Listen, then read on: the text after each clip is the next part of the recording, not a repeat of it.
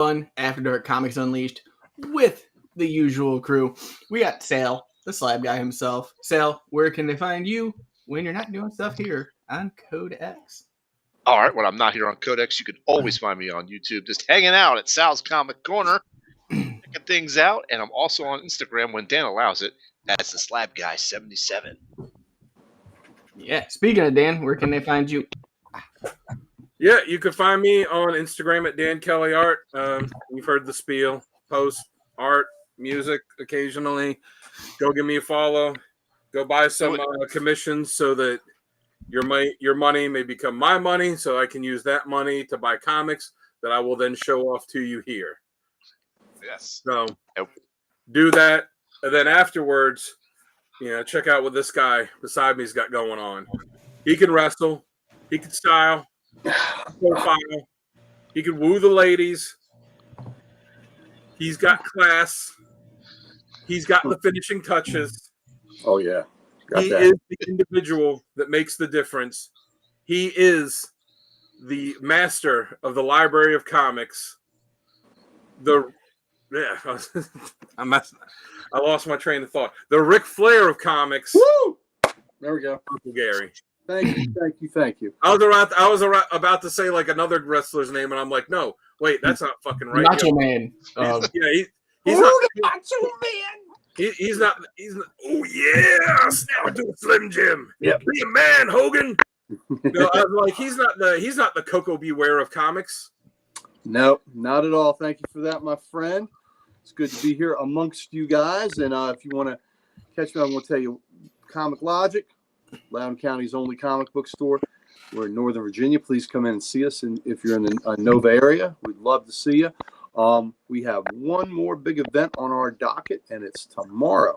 It is tomorrow from 12 to 4. We have our LotCon, our spring LotCon. We'll have about 40 vendors there. The weather is treating us nice. Although, it may have a little lingering drizzle in the morning, but then it's going to clear out and be a nice day. So it's, the weather has done Mother Nature. Thank you. So we'll have a nice day for that. There'll be comics, there'll be toys, there'll be action figures. There will be local artists, local authors, and there'll be a good time to be had by all. Come meet the Comic Logic folks. And as a special treat, Dan Kelly and his family and Sal the Slab Guy and his family will grace you with their presence at LotCon. That is the plan. So please come see the wonderful event that brings Comic Logic and the Codex Station together and intersects. It's a wonderful, wonderful thing. So, and Jamie, I think Jamie has a special surprise for anybody that can get pictures of us there. Yeah, if you guys at all get any pictures of Uncle Gary, Sal, or Dan, and you tag us on any of our socials that you did it, I'm going to send out a free mystery pack for you. Well, there you go, a free mystery pack. And what could be better than a free mystery pack from the builder himself? He gets out there in his coveralls, and he's got the brick, and he's got the mortar, and he's just laying them one by one by one. That wall is getting higher and higher and higher. This station is leveling up so high with so many bricks because this man started that foundation. Now he's got all of us laying bricks, but it never would have happened if that man right there hadn't started it. The master builder, the man with the vision, the man with the dream, the man that keeps this station's laser focus on you, the viewer, to give you the content that, by God, you deserve. J-Dub. Yes, thank you so much. I love those. I don't know, it brings a tear to my eye. But we all wouldn't be here if it wasn't for one reason, Uncle Gary. So if you want to tell him. Yes, I do. Tell him, Gary. Archduke Kevy and the comic character of the day site. That is 100% absolutely right. He is the reason that we are all here together because we were introduced together to one another on that site. So he either gets the praise, or if you're sad that he brought us together, he gets the blame. But either way, Kevy, Archduke Kevy, comic character of the day site, is responsible. So please join that site. And my God, he is blowing up lately. He is adding so many new members. So, with that many people that are clamoring to come aboard, he's doing something right. I'll do cover of the day. My man Dan Kelly over there, he does the random panel of the day. He does question of the day. Sal is a very, very frequent contributor on that site, and the most important person is one of the overseers, and that's J-Dub up there. He's always looking. He's always watching to make sure that we on that site give you the content that you deserve, just like he does here. He is the man. He is the eyes. And when you see him on a show, on one of our Codex shows that he's not on, he'll pop up and those eyes will be there. He'll put them googly eyes up there that know he is watching. He's ever vigilant. Yes, yes. And if you guys hear me go off, like speaker-wise, I've got hail for some reason hitting the window, so. That's not lovely. Listen, you're going to prove your cred when the tornado hits and you're holding it down while the walls are being ripped up. Definitely, definitely. But guys, as always, go check out the CodexStation.com. It's your one-stop shop for everything Codex. Get some merch, meet the team, let us know what you like and don't like, and so much more. And we have something that we want to give you, and I think Uncle Gary is the best one to do it. All right. Damn Skippy, but it's not just me. Every face you see here on any Codex show you ever watch, we are all dripping with the socials. We have them all, and we would like nothing better than to give them to you. Not Rick. You know what? If you see us at the LotCon tomorrow, we can give you the socials then. Oh, and live and in person and in public. Yes. All the dripping necessary. It's quite moist. For anybody that's watching right now that's in the chat, today we're doing something just a tiny bit different too. Ooh. We're still going to show off everything. We're still going to do what we normally do, but it's an open Q&A too. So if you guys got any questions for anyone on the team, throw them in the chat. Let us know. So. Well, we'll see how that goes. Yeah. If you have any Brown Lantern references, throw them out. Well, you know what? I did write a Brown Lantern oath. Do we want that now or when we come back after the Groovy Bass Tones? After the Groovy Bass Tones. All right. I'm going to give it about 10 minutes so the storm passes because it ain't even that much. I can tell you about the new character I came up with. Is his name Dan Man? I came up with like some stupid ass ones. So it's the Comforter. The Comforter. He transformed. It is a crisis counselor that Nope. Oh man. It sounds like Conditioner Gordon. The Comforter. Rich just joined us. What's say, Rich? He says he didn't get a notification. Jamie, you were supposed to go to his house and wake him up and tap him on the shoulder and say, "We're starting." Come on, man. Say hello. Codex is starting. Over there and rub his feet till he woke up graciously. Nope, that is incorrect. That is actually correct. It's in your contract now. Yeah. Well, along with the $10 million I'm getting, right? You got to send over there to cook him cents breakfast. Yeah. Per every time you agree that Beast is an Avenger. A crisis. This is something that Sal and Garrick use. A crisis counselor that comforts you by also transforming into a comfortable piece of furniture. Wow. I know. It sounds like a bad Wonder Twins episode. You know, the other character idea I had was even stupider. I was like, what if there's a character called Butterfly who's a butter-themed character that can fly? Wow. His enemy is, I can't believe this. Is your left arm supposed to hurt? His enemy is Captain Biscuit. Wants all the butter. Oh, God. He fights corn on the cob. There you Oh, man. Get some dripping. He applies it to corn on the anybody cob. that checked out Wes's video of his unboxing, I agree 100%. That Wolverine he got, I think he needs to recrack it. What was the worst one I got? Let me see. There was a Spider-Man that I got that came back as an 8.5. This book looked flawless, and he was like, this is a 9.8 candidate. It came back at 9.0, and I almost cried for him. Well, right. When Sal and Dan were over here, I showed them a terrible grade. I have a Spider-Man 14 first Green Goblin, and it's a 2.0, and it's every bit of 5.0. Easy. Yeah. Oh, yeah. Easy. It's insane. I've got higher graded books that don't look as good as that. And it's like, what the hell kind of bad day was that dude have? So if I was to ever sell it, of course, I would just break the slab because it's easy, a 5.0 book, easy. Right. But it just shows you how I keep it slabbed like that just as a object lesson in how objective these grades can be. That's very good. I got or subjective, not objective. I got these two that when I sent them away, these two Teen Titans books, the first Deathstroke and the first Nightwing. And I was like, these are going to come back a high grade. I mean, they both came back a 9.0, but I was like, no way. These are crisp books. There's no color breaking ticks. There's no blunted corners. There's no folds or anything. The pages are good. So I don't know what it was that got them at a 9.0, but I got the Perez label on them, which they don't have anymore. So nice. Even if I disagreed with the, and I don't plan to ever sell them, but even if I disagreed with them, what'd you say? I would keep them as is. Yep. Yeah, as I say, even if I disagreed with it and I was like, I could get a higher grade on it, like I'm not going to crack it because, you can't get that people anymore. And, the only reason I even got them graded like that was because they said, yeah, we're donating some of the money from all these to his family. And I was like, all right, go ahead, grade them. Well, the reason they got a low grade is because the greater significant others were a total ass to them the day before. So that's what you didn't. The grader didn't get laid the night before. They brought it to work. Yeah, they brought it to work. Yeah. God damn it! That book's. Yeah.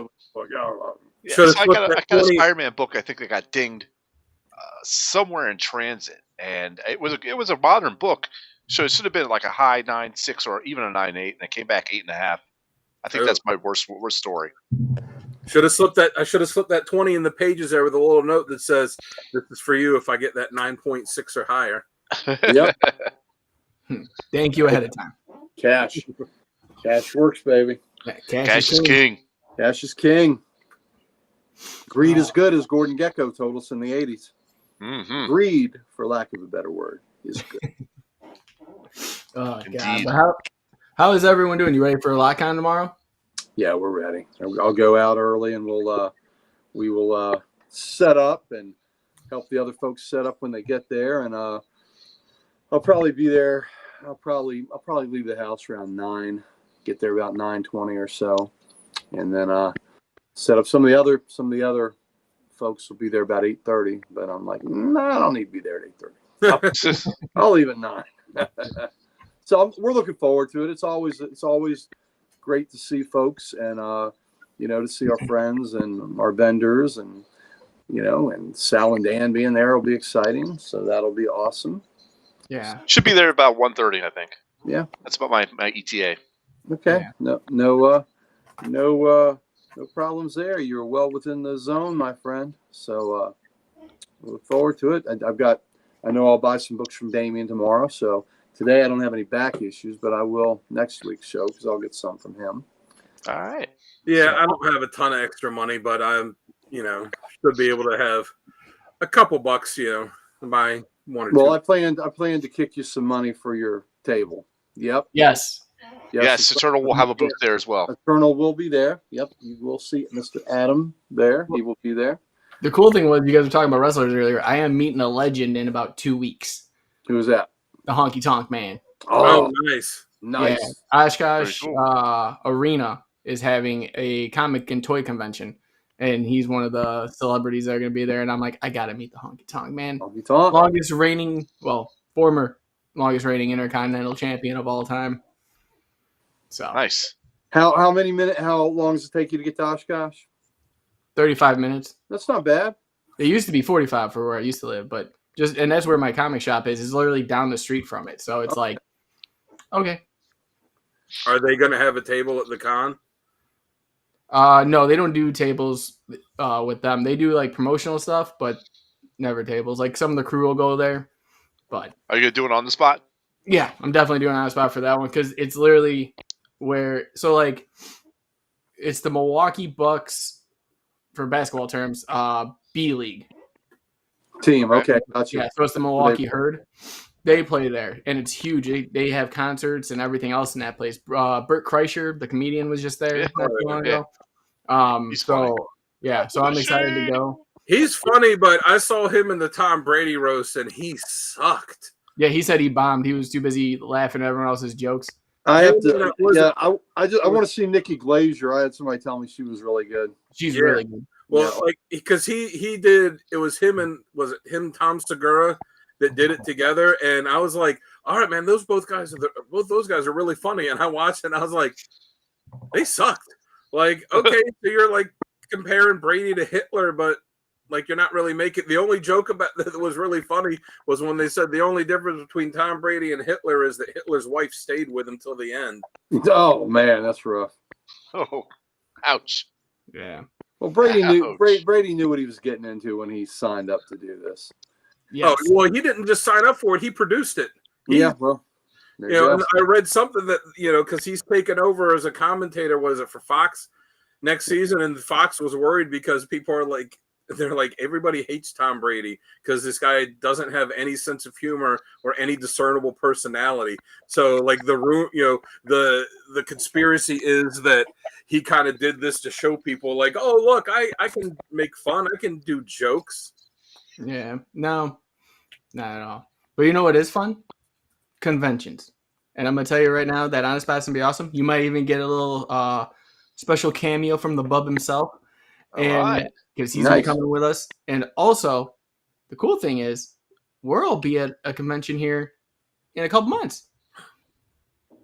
Few months. It's the same one. It's the same one. And with the table and everything. Yes, with our own table and everything. We will all be at Baltimore Comic-Con. Everything's paid for. Everything's ready to go. We can't wait. Talked to Tim today. He's actually bringing another person with him, which is his brother. If anyone is a Code X long fan, has been with us since the beginning, the very first After Dark, he was on. Okay. Well, that's September 20, 21, and 22. So if you're in the Baltimore area, you will see Code X station representing. Yeah. Yeah, that's true. Belichick doesn't show it during the press conferences and all. He does this monotone thing. Belichick had had a couple good jokes at the Brady roast. I had read something that said Peyton Manning was terrible at it, but when he came out and did his, I was like, his was actually funny. I don't know what the person was that was saying that he wasn't any good. Yeah. All right, you guys about ready to jump on and show off these comics? Yeah, let's do it. Hey, when you go meet Honky Tonk Man, if you can get an on the spot of him breaking a guitar over your head, that would be gold, man. You know how much I would love that. Okay, so hold on, give me 1 second. You gotta take one. You gotta get one made of like balsa wood and take it with you and be like, I need you to do this. Take it for the team. Well, there's zero chance my wife comes with me tomorrow. Emily might be coming, so if Emily comes with me, I'm not going to be able to film anything because I'll have to keep track of her. Right. If she doesn't come with me, then I'll film some stuff for an on the spot. So it just depends on if she comes with me or not. Sounds good. For C2E2, I always met at least one celebrity and one comic creator. Didn't matter who it was. If I liked them, I wanted to meet them. You know what I mean? This is speaking of wrestlers. And this is the scariest moment of my life from another person because I thought I was going to die. So I'll put it up on the screen real fast. Boom. So I got this. Right? Mm-hmm. Cool. Oh, nice. Signed by Dave Bautista. Nice. It was me. Yep. What was it for? What was that for, Wes? I guess it was Wolverine book. Yeah, that was his book. So, fun story. We went up there. It was me, my adopted brother, and we wanted to get signatures, and we were talking about, this is around the time the Punisher series came out. Dave Bautista did not see it. And so my brother decided to go, yeah, so this happened and this happened. He took both hands and just slammed them on the table and went, I didn't see it yet. Man, when I tell you I was at the back of the line again, I took off. But he was the most humble, gracious guy. He even laughed afterwards. He was like, I was about to messing with you, the table. Yeah, he was messing with your brother, or he was really irritated? No, he was messing with him. Yeah, okay. But I laughed so hard because of the fact that the table shook, the fucking markers went everywhere. I've seen him in interviews. He's funny. Like when they asked him something about how Drax doesn't get, is very literal with everything, and they said, "What if we said it's raining cats and dogs?" And he was like, "Did you know about this?" He's like, "Are the dogs okay?" He's a DC guy. Yeah. He wants to play Bane, and I would be like, okay with it. Yeah, he's thrown out the first pitch at Nats games before. Yes, he's a big Nats fan. Yep, absolutely.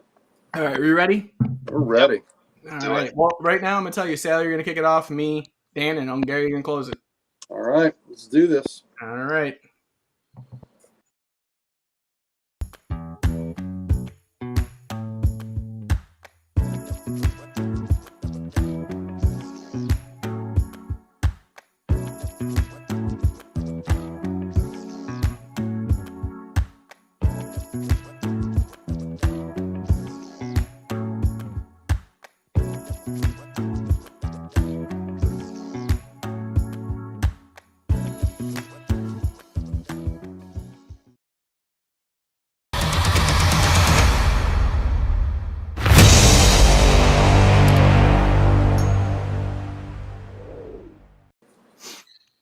What's up, coders? Welcome to another After Comics Unleashed.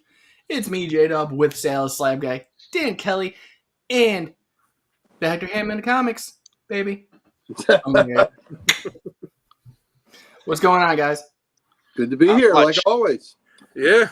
Pam's there in the chat. Welcome, Pam. Welcome, Pam. Hello, Pam. Good to have you. Good to see you. Yeah, definitely.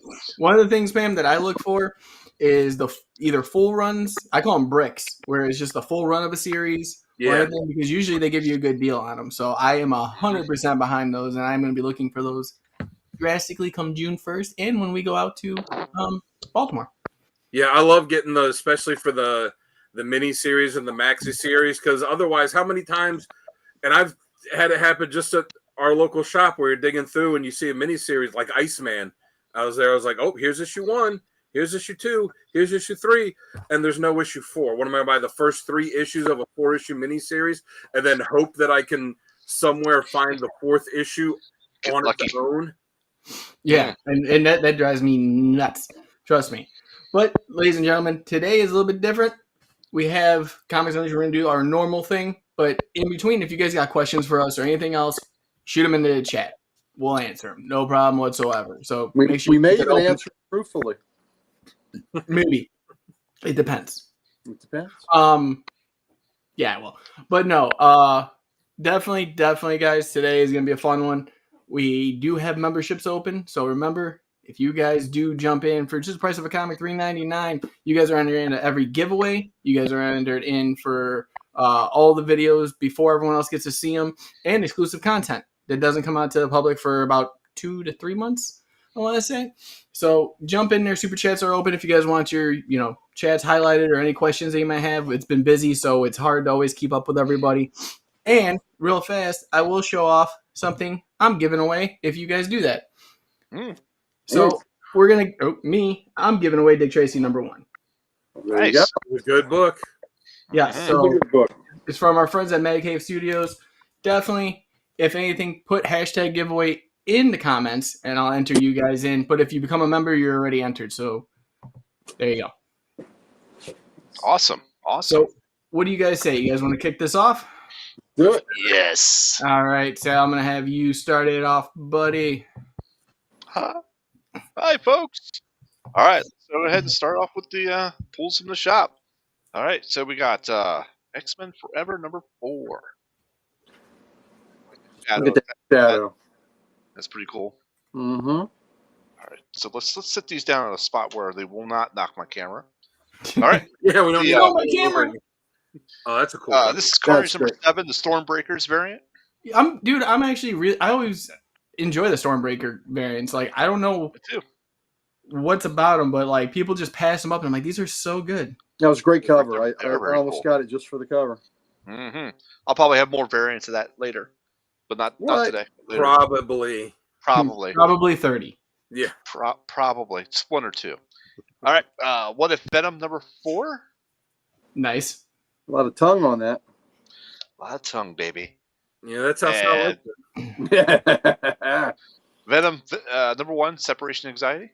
Yep, great homage to the Spidey Charles Vest cover. Yep. That was Web of Spider-Man #1. Mm-hmm. Yes, sir. All right, Amazing Spider-Man Blood Hunt #1. Haven't read that yet. Not bad. No, as Kevin said in the chat, how they are rebranding Morbius to distance him from the movie. Yeah. So we got Doom number 1. Doom.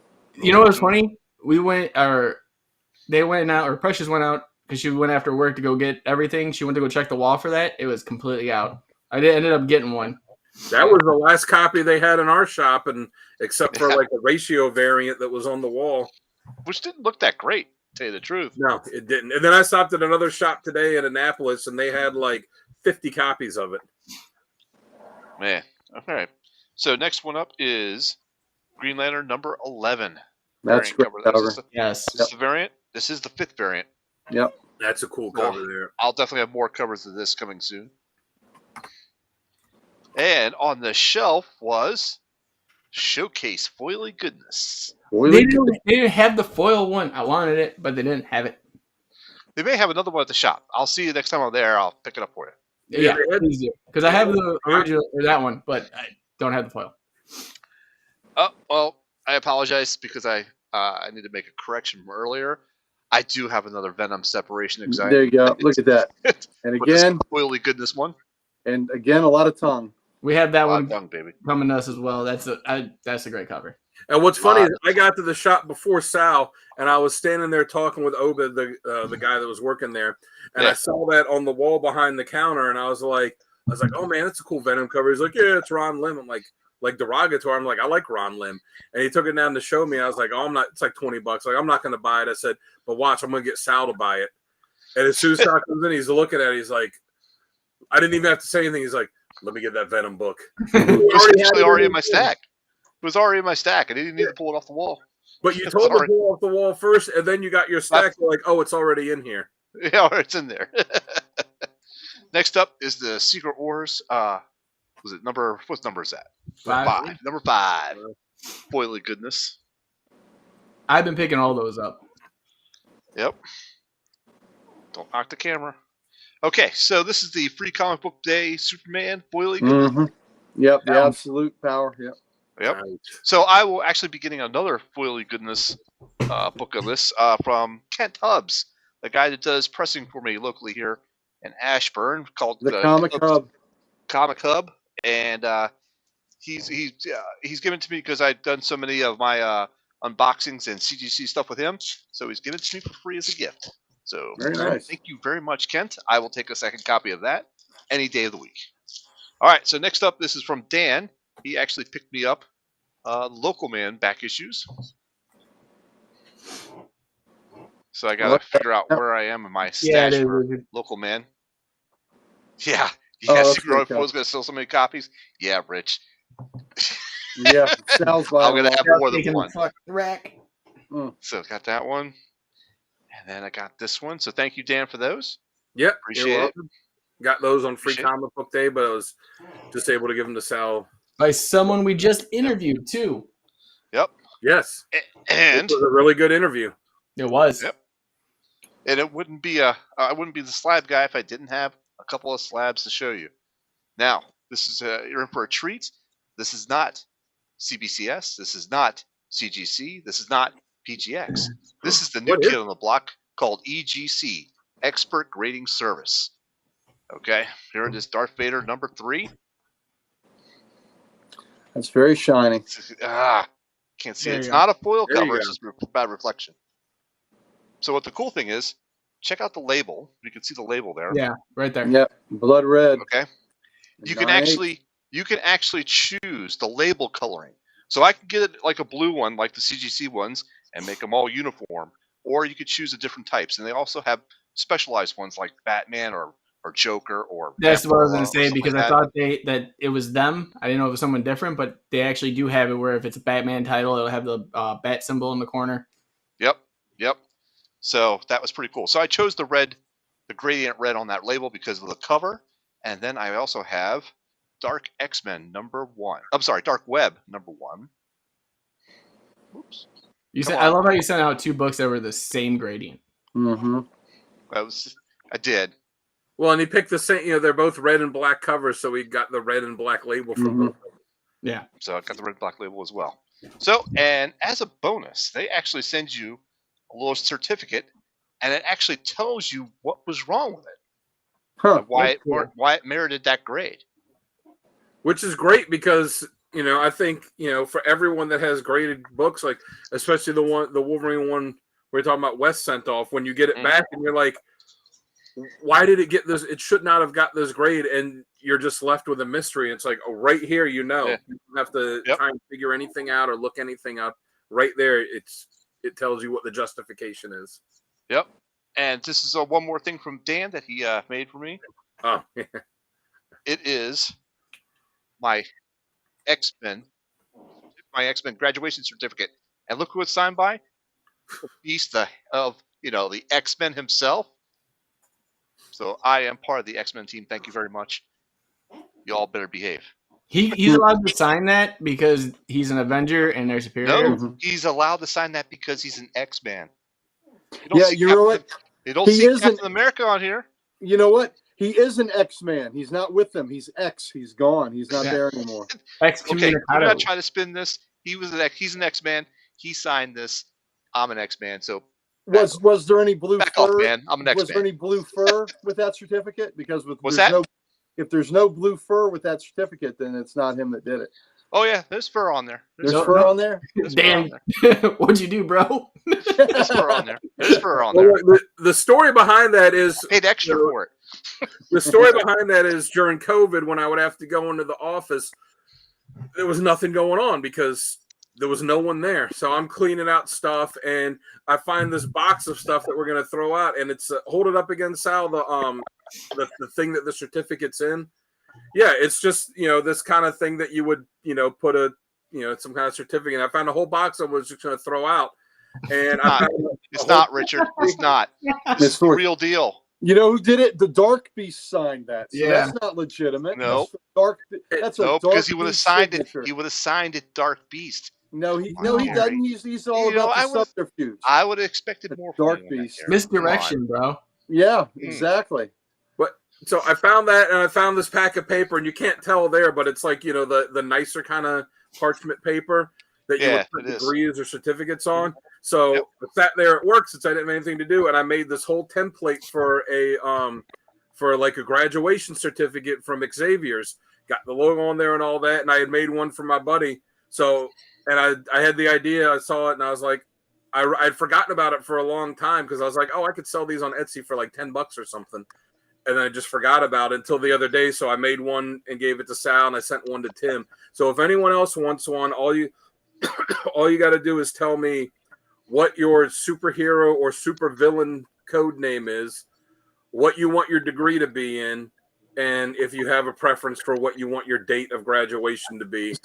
And I'll print you out a certificate, and you'll have it, and you'll be able to have your Xavier's graduation certificate. So Dan has just told us all that is a bogus certificate, and if it's you have a sunny PDF award, bogus signature. Dan created that. Dan is authorized by the X-Men and by the X-Men to do that. Yes, he's been authorized to issue that. Too busy with all the stuff he's doing with Instagram. There you go, Dan. I wonder if the wife would be mad if I took down her diploma and put this up instead. Oh, Jesus. What's up, Bougie? And Richard, just send me a message. Like I said, hey, Bougie. Hey, Bougie. Know what you want your degree to be in, what you want your hero name to or villain name to be, and if you have a specific date that you want your graduation date to be, and you'll have your very own certificate. I guess I could, I actually am a notary public, so I guess I could actually notarize them too if I really wanted to. Make it even more official. Come on. Listen, if you're going to have a forgery, go all the way with it. Yeah, absolutely. Yeah. It's got to look legit. Yeah. Sonny doesn't even have that technology. Looks pretty legit to me. I don't know. Yeah. Right. It could be all the whiskey I'm drinking, but it looks damn legit to me. Hey, I was pretty happy that I was able to come up with that. I thought it looked pretty good. It does, actually. It actually does look really official. I like it. Something that you would buy out of the back of a comic. Yeah, because I had the idea of someone's car. Well, you get that. You use that. Those are speakers. Look, you use that in your diploma from Trump University, and you'll go places in this world. I know. I got a double major from there. There you go. All right, Yep, that's it for me. You may proceed. Proceed. All right. Proceed. I'll send one to Jamie. His superhero name will be Cyclops. I'll do a Cyclops live Jr. burning for that. Cyclops Jr. Cyclops Jr. I'm Cable? Okay. Little eyes. All right. First up, Little eyes. Uncanny Valley. number 2. How was that? Have you read it yet? Yes, it reminds me so much of like Who Framed Roger Rabbit. Ah, It, good movie. yeah, it's just it's off the wall, and I love it. I'm glad it's an ongoing. It's not. Is there something wrong with not? it? I'm really No. attracted to Justin. I thought he said Feral and Uncanny were gonna be. Nope, just Farrell. He said Oh. Uncanny is that he's got it planned for 12 issues. That it might just be 6. Because I asked him, I was like, "Well, when do you know if you're gonna do?" I was like, if it only goes 6, are you gonna tell the story differently?" He goes, "No, it's gonna go. It's definitely gonna go 6." He said it'll probably go 12 because it looks like they're gonna sell it well enough. But Right. yeah, it's just supposed to be that. All right. Next up, House of Slaughter number 23. I like that. That's a cool cover. Mhm. I definitely like the mask sticking out the back pocket. Yeah. I got the Displaced issue 4. Cool. Really liking that. And next, something epic.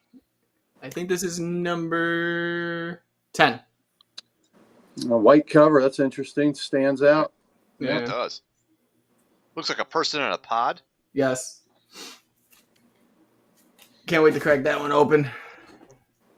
All right. Godzilla versus the Mighty Morphin Power Rangers number 2. Nice. Okay. How many issues is that going to be? 6. He's busy. He's fighting the Power Rangers. He's fighting the Justice League. He was fighting the Power Rangers first. He's And fighting King Kong. Yes. And King Kong. Yeah. Yes, definitely. Next up, Gargoyles Quest number 2. That's I'm loving this whole series. Pam says that's rad. I gotta think of what I'm gonna major in. Exactly like real life.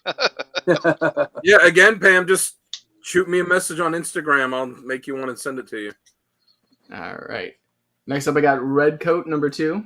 Yeah, that's a great cover. Yes. That's a great cover. My comic guy, Tripper, keeps adding stuff that he says I need to read, and then once you guys told me about it, he literally put everything in my pool, so I'm getting it all. One of my favorite series, Fish Flies number 6. I don't care about the art, but the story is amazing. Okay. Who is it? Lemire? It's Lemire. Yeah. I was gonna say that's got some like Is Lemire doing the art too? Yes, I know you don't like it, but Yeah, he kills me. that's got some Tim Burton vibes to it. yeah, really good story though. Oh, there's no doubt. He is a great writer. There is His no art though doubt. can. His art just hurts me. Next up, What If number 4. Like Sal. That's a cool cover. Yep.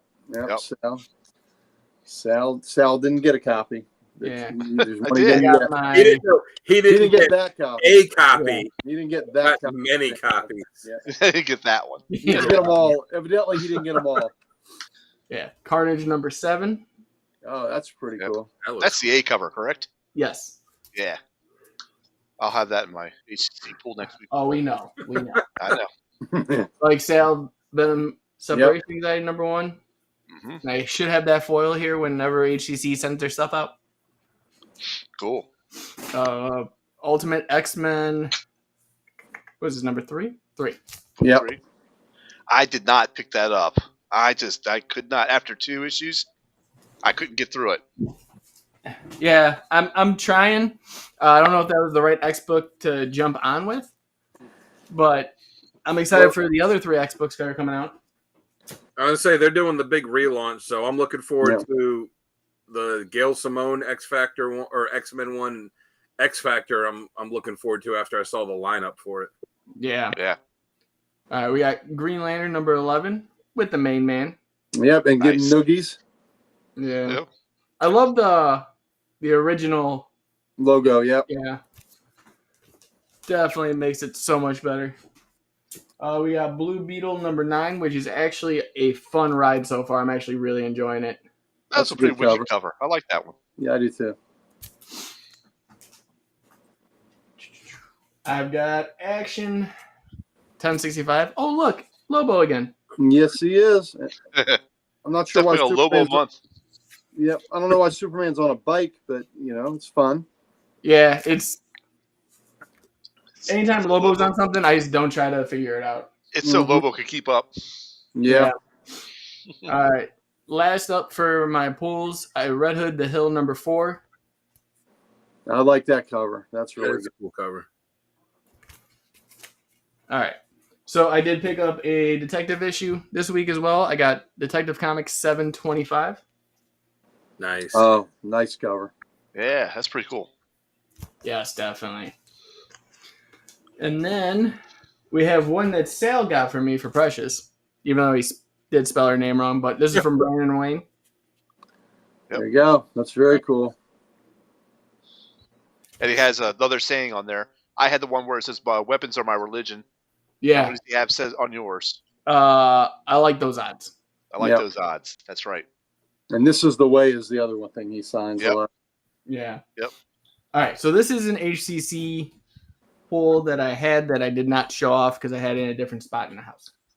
So, I did get the Joker, The Man Who Stopped Laughing, number 7, because I didn't have the variant for it. Oh, that's creepy. That's creepy. Now I got all the variants for this one. I'm very excited for. That was a good series.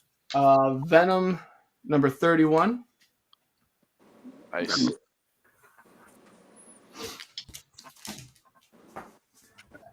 I have Beneath the Trees Where Nobody Sees number 3. I know Tim really likes that book. Yeah, we have them all now, so they'll be here probably in a week. And then number 2. And that was one when Tim asked Tony Fuchs what he's reading right now. He said that was like the first book that he mentioned. Yeah, and then I got some foily goodness for Deadpool number 1. Oh, that's cool. That's pretty cool. Yeah. That was not at the shop. Yes. I was probably the first ones to go. Probably. Dan? Sal's like, how dare they not save that for me? All right. Well, I got a few or so.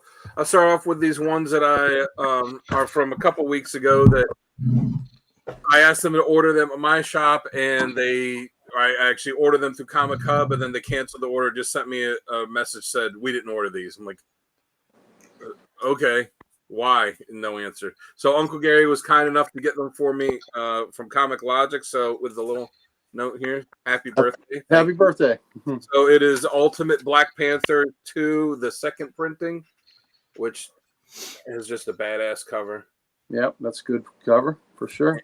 Ultimate Spider-Man number 2, the third printing, which, I've said it before, I don't like Peach Momoko's art for the most part. Every once in a while there's a decent one that comes out, and I think this one is actually a pretty good one. I agree with that. I like that cover too. Yeah. Mm-hmm.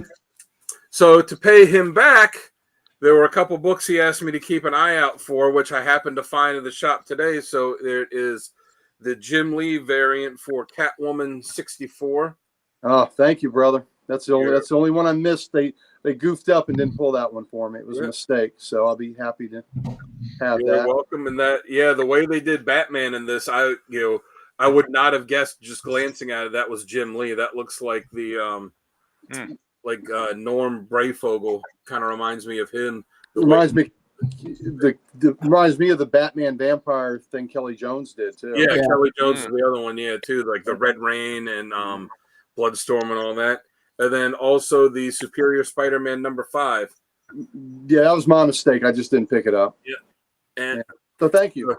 Yeah, so I'll have those with the other books to give you when I see you tomorrow. Appreciate it, my brother. I also got the Venom Separation Anxiety one, but I got the blank sketch cover because I keep buying all these damn blank sketch covers, and I got to cool down on it. So, but I figure out, Venom will be I think I could do something pretty cool with a Venom on that. So we'll see. You got to have a lot of tongue on it. Gotta have some Well, that's tongue. the way Sal likes it. Yeah, That's he right, does. baby. Got You know how they have scratch and sniff? Sal wants lick and sniff. lick and taste. Lick and taste. There you go. What's wrong with that? There's nothing wrong with that. There's nothing wrong with that, Sal. There's nothing wrong with that. As long as it's not the Brown Lantern. Oh, Brown Lantern. But I wrote the Brown Lantern oath when we're ready for it. Yep. You want to do it now? You want to hear it? I'll throw them up. Do it. Yeah, go ahead. I'll take All right, a Brown Lantern. Okay, I worked really hard on this, so if we you don't like it, I'll have to go back to the drawing board. All right. From the darkest hole with the tightest clinch, when confronting evil, I shall not flinch, but wear my scent, Brown Lantern's stench. I like it. Yeah. I like it. We need a shirt. You gotta add the line there with no lube in sight. With no lube in sight. Yeah, well, I tried to mirror it to the other, but maybe no lube in sight is good. So I can. So, is that your way of telling us, Sal, that you need lube when you go number 2? No, I'm just saying. The Brown Lantern. For that gaping Brown hole, Lantern huh? needs it. Oh, with no lube in sight for the gaping holes that fit just tight. It fit too tight. Yeah, you know what? We got to put gaping holes in there. So with no lube in sight and gaping holes, we'll have to work that in. He's writing it down. Look at that. I like that for gaping holes that fit too tight. Sight. All right, so how do we go back to this now? So I also got Weapon X-Men number 4. Mm-hmm. G.I. Joe number 306 with, I just gotta say, a badass Snake Eyes cover. Oh, yeah. That's really good. I love the Like colors on that. Yeah, The colors pop on that. yeah. With the red background really makes him jump out. But I mean, Snake. All you had to do is ask any kid that liked G.I. Joe, who's your favorite character, and like 8 out of 10 were gonna be Snake Eyes. And you know, I was the dumb kid that thought Scarlet was the bee's knees. well, I had other things on my mind. if you look at the original designs for the Snake Eyes figure, he was just like, because Larry Hama named them all, and he was just like commando character, and his original look and the design was a little different than that. And the guy that was designing them had the idea like, hey, to save money, why don't we just make one figure all solid black so we could save money and don't have to paint it? And they were like, oh, that's a good idea. We'll be able to charge the same amount of money for him as the other figures, but it'll cost less because there's no paint on it. So he redesigned the figure a little bit and like gave it the mask and a couple other little tweaks. And that's how we got Snake Eyes. So we got the best G.I. Joe character simply because they were like, hey, let's save a little money on the paint job on this one. Mm. Hey, there you go. Brucey agrees with you. Yeah. And like you also got Red Coat number 2.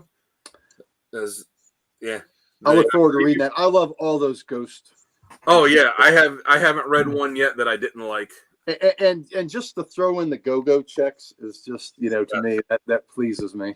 The only thing that worries me with the line is that all these artists on these books are not known for consistently producing monthly books. Jason Fabok is maybe the closest to that, but he hasn't done a monthly book in a few years. So I hope they have a lot in the can so that, like on Geiger, we don't end up getting big time delays. So we'll see. Well, Jeff Johns' delay record on his JSA hasn't been great lately either. Yeah, well, he said something about that too. When they just announced that it was going to end after issue 12. 12, yeah.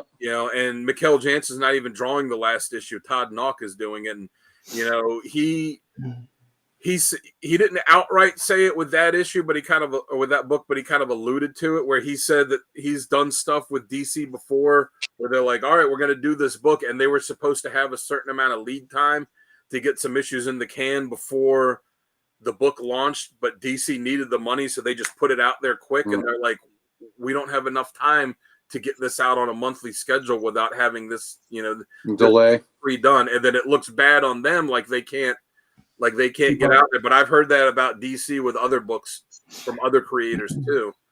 So I don't know. I'm just disappointed they're canceling that one. Well, even from the beginning, once they announced like they were going to do a JSA book, they've always had the intention of it being 12 issues. Well, the first issue when it launched, it was going to be an ongoing book, and then the second issue they changed it to a 12-issue miniseries, and then it's had so many delays. Yeah. But like you, I also got issue 2 of Uncanny Valley. I picked up the first issue off the shelf last month. I was like, oh, Tony Fleece, oh, this looks good. I'll give it a shot. Really liked it. Definitely looking forward to reading that. And then the last book I got is Green Lantern number 11, which apparently has the Super Scroll in it. Yeah, there you go. Yeah. So that is it for me this week. I did order 2 back issues off of eBay, but they have not arrived yet. So I should have them for next week. Plus, if I pick up anything at LotCon tomorrow. Yeah, I'm with you, Bougie. Bring back the JSA constant, man. Please. I love that team. Yeah, because they were supposed to do that whole like Golden Age line, and it was Stargirl and the 3 other miniseries and JSA, and then the other miniseries are over, and JSA's ending now. So I think there's one more issue of Green Lantern to come out. There is next or this week. Yep. Yeah. And they've been good. They've been worthy of having their own issue, their own titles. So but the JSA has been a good book. It's just the delays have, killed the momentum for it, but it's still a good book. And it's a lot different than the last ones too. So I mean, hopefully they find something to do with these characters going forward in something else, and they don't just just ignore them and pretend like they don't exist anymore. I agree. Then we need another Doomsday Clock to bring them back. Speaking of delays, speaking of delays, delayed. Yeah. That book honestly has my favorite line ever in it, though. And it's from the first issue. It's with Superman when he's laying in bed. He wakes up next to Lois after he sees Dr. Manhattan. And she's like, "What's wrong, Clark?" And he's like, he literally says, "I had a nightmare." And she's like, "Are you all right?" He goes, "I've never had a nightmare." That is cool. Okay. So, that was a series that okay. the delays in it just made it lose its steam. And then it screwed up everything with what they were doing with the stories at the time because, with like the Legion and with Wonder Woman and the JS. Well, even most of the books that were coming out, like Titans at that time, for instance, it was they were having issues where it was like Lost in Manhattan, but it had Dr. Manhattan's like hand over all of Manhattan. Like, and it didn't tie into anything. And they're like, what am I supposed to reference here? Because it wasn't just the Justice Society, it was the Legion too. And then it was the thing where they were retconning that Wonder Woman was the first hero to show up, and all of this stuff they got screwed up because the book didn't come out on time. Collectively, it was amazing. After 3 issues, I sat there and finally just was like, I'm waiting until this is over. I even got like the pins and the posters and stuff for it. And then, once I read it in a full 12 issue, it was great. Very good. All right, we ready to roll? Yep. All right, we'll start out with the foily goodness that Sal already showed, the Superman variant for the absolute power. Then let's see. And if you read the issue and saw what leads to that panel, you're like, it takes place. Yep. Yeah. I have not read issue 1 or 2 in this, but people say it's good. Batman, Dylan Dog. It's a cool cover. Yep. So I don't know much about Dylan Dog, but the people that have read it at the shop really like that book. Outsiders. How's that been? Because I know everyone said it had great momentum at the start, but I haven't heard anything since. I mean, I like it.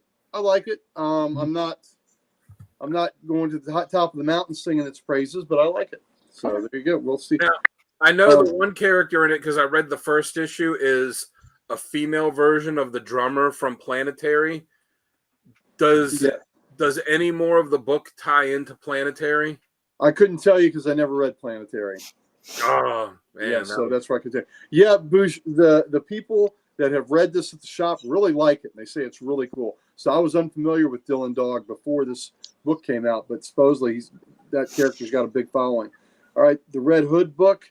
Hopefully, with Batman in it, hopefully this is a better one. I've struggled with that book. I haven't loved it, but we'll see what happens. And I'm sorry to say that because I know that's your favorite character there, Jamie. It's all right. Yep. Everyone hits or misses. Yep. Suicide Squad, Dream Team. Looking forward to reading the next issue of the Action Comics Lobo Saga. I missed Brainiac Saga, rather. that. Gotta pick that And one. then the variant of Lobo. Also, I've also got the Super Skrull Green Lantern cover. And the Lobo giving Noogie's cover. Got to have that. And the Green Lantern ascending from his symbol cover. That's such a cool cover. It is a very cool cover. And then the Batman and Robin. Yeah, Planetary was phenomenal. That's now what I heard. finished the omnibus. I'm going to do a review of it. What imprint was Planetary? It was Wildstorm, but Wildstorm. That's what it was like right after they sold to DC. And was that Ellis writing that? Yeah, it was him and it was John Cassidy. And it was cool because the two of them actually did the entire series. There was no fill-in, by someone else. Well, if Cassidy was doing the art, then I know it was fantastic. It was gorgeous. I mean, I know the art was good. Wolverine and X-Men, or Weapon X-Men, Weapon X-Men. And the good thing about Planetary, too, is you don't have to read anything else. Like, it makes slight references to the Authority here or there, but you don't have to know anything else outside of that book to get it. Gotcha. Yeah, because I conflate them with the Authority. Wolverine, Madripoor Nights. I've enjoyed this book. It's been a fun. That's been a good story. Who's that on the cover with him? Is that the Hulk? Yeah, it looks like the Hulk in a different outfit, but we'll have to read it. He wasn't in the last issue, I don't believe. There's the X-Men Forever with the Great Phoenix Shadow. Nice. Yeah, that's cool. Another book that I don't know why I'm getting it, but I'm getting it because there's no X-Men in it, really. Yeah. So but okay. I'm glutton for punishment. The Blood Hunt Amazing Spider-Man tie-in with Not written by Zeb Wells. Not written by Zeb. Oh, so that means Tim will buy it. Now I got a Doom cover, but I didn't get the one you all got. I got the George Perez Galactus cover. I'll have that that's for the cool. next show. That's cool. Yeah, so that's really good. I got the Galactus cover. Now we got the Independents. I got two independent books. I got two independent titles, but there's like 8 books here. So one, somebody went crazy on covers for. All right, Red Coat. And it's not me. No, it's not you. But I tell you what, it's a hell of a lot better looking than the Venom covers you're getting. Gun Honey, baby. I heard so much good about that book, and my shop does not carry it. You got to order it, baby.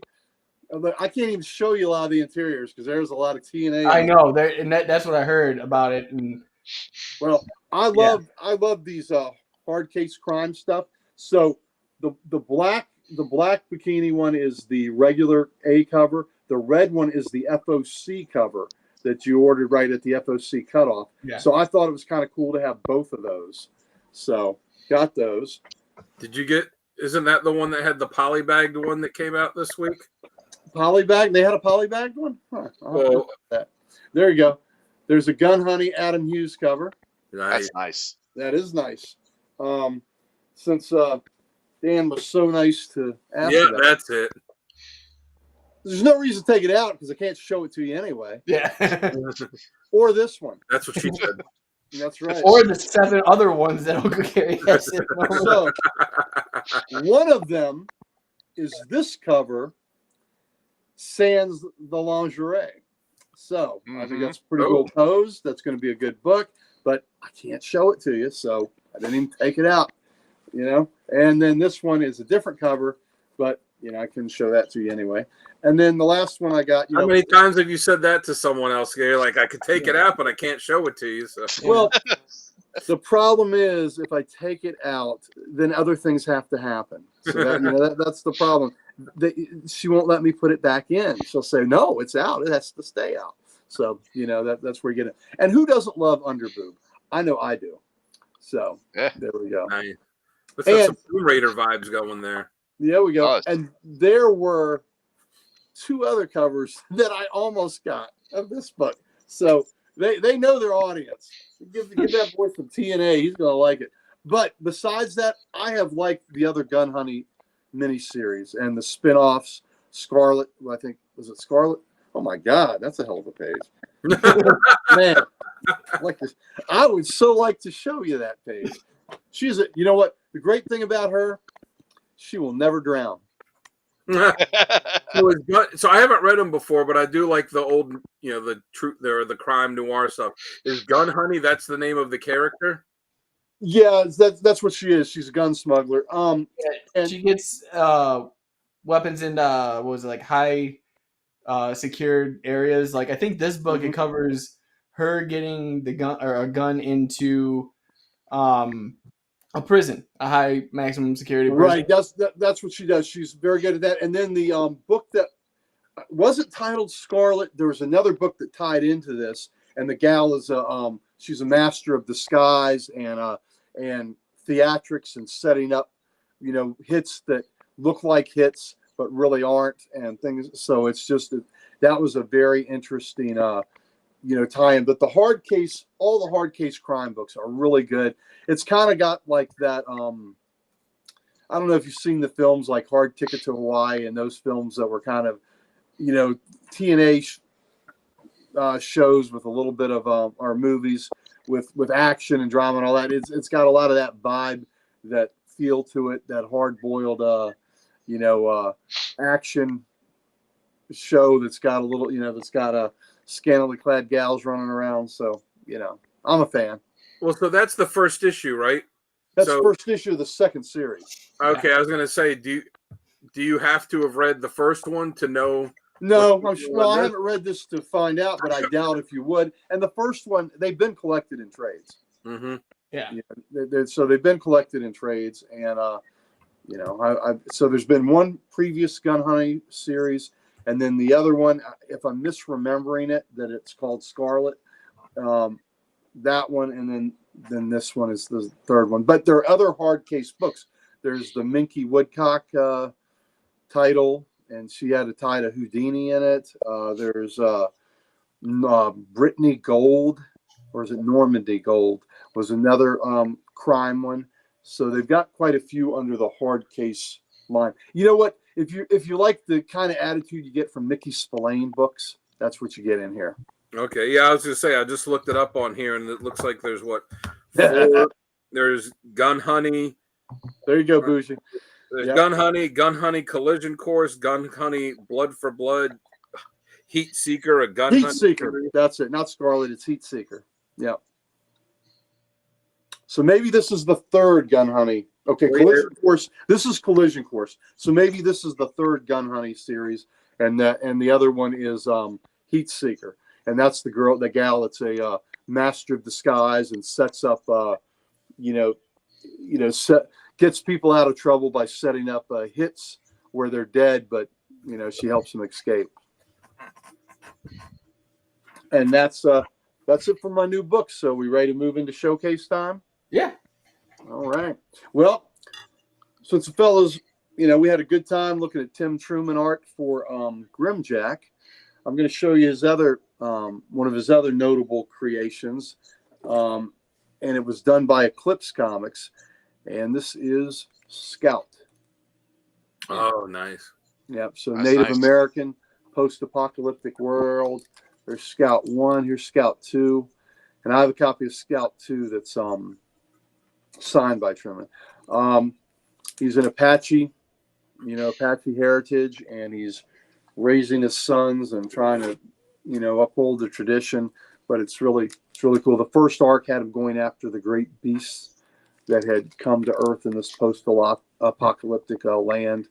So, just really interesting character.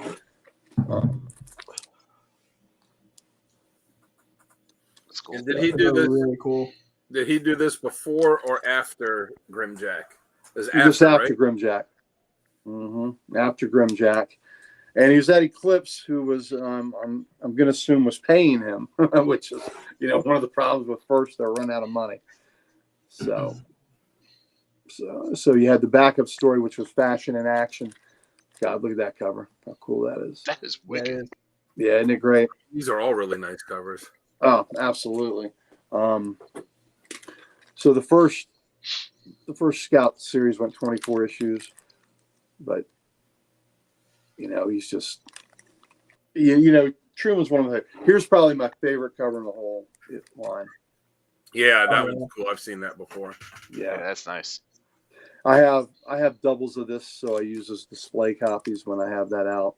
But I just love that cover. That's number that's 11. That's number 11 for y'all playing the game at home. All right. There's Lucky 13. There's another cool. Yeah. You got those in those Gerber bags and boards? Oh yeah. I was going to say you can hear the different sound on the bag. The bags don't really crinkle. They That's cool. Yeah. Bougie, it is cool, Buff. Oh, there's the monster. He's fighting the monster there. So, who doesn't love a good post-apocalyptic free-for-all? Oh, this one's pretty cool, too. Oh, yeah. Oh, yeah. Oh, that's cool. I like that. Now playing. Got him a guitar and a gun. Can't go wrong there. Oh. Yeah, there we go. Battle of the Bands. Taking bets that it's one of Uncle Gary's favorites. Yeah, I like that. Hey, don't mind that at all. Yeah. Yeah, there we go. Oh, this one's cool, too. That is a cool one. Yeah. Truman's just got a grittiness to him. Yeah. That is really, really neat with his work. And then these were the last 2 issues of the original run. Yeah, because he did more with the character after that, right? There was another. Yeah, there's another series. There were 2 miniseries, and then the last series he did was Scout War Shaman, where the How many issues did it run? The first run were 24. Okay. 24, and I'm pretty sure he did the art all the way through all of them.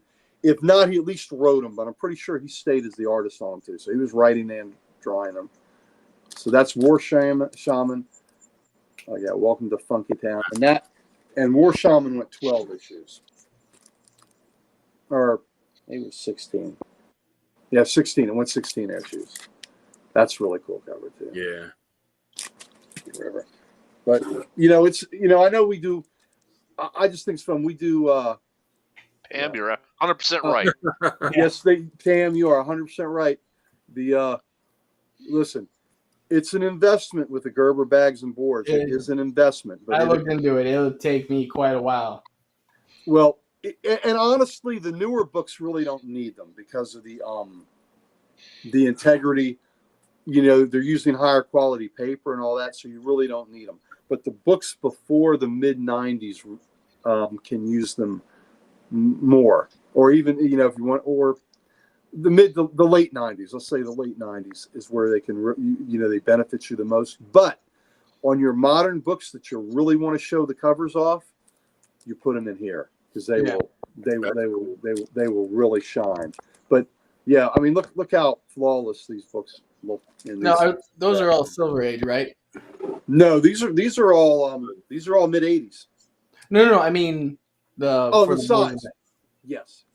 These are on even so any bags and boards I get, the regular bags and boards I get from the shop that I throw my recents in, I get those Silver Age bags and boards, and then these I get Silver Age bags and boards. My older books I get the larger size ones, because it was during the 20-cent era where they went to the current size. So midway through the 20-cent era, they shrunk it like another quarter inch to make it what the modern size is. But I like the way they look in the Gerber boarding bags.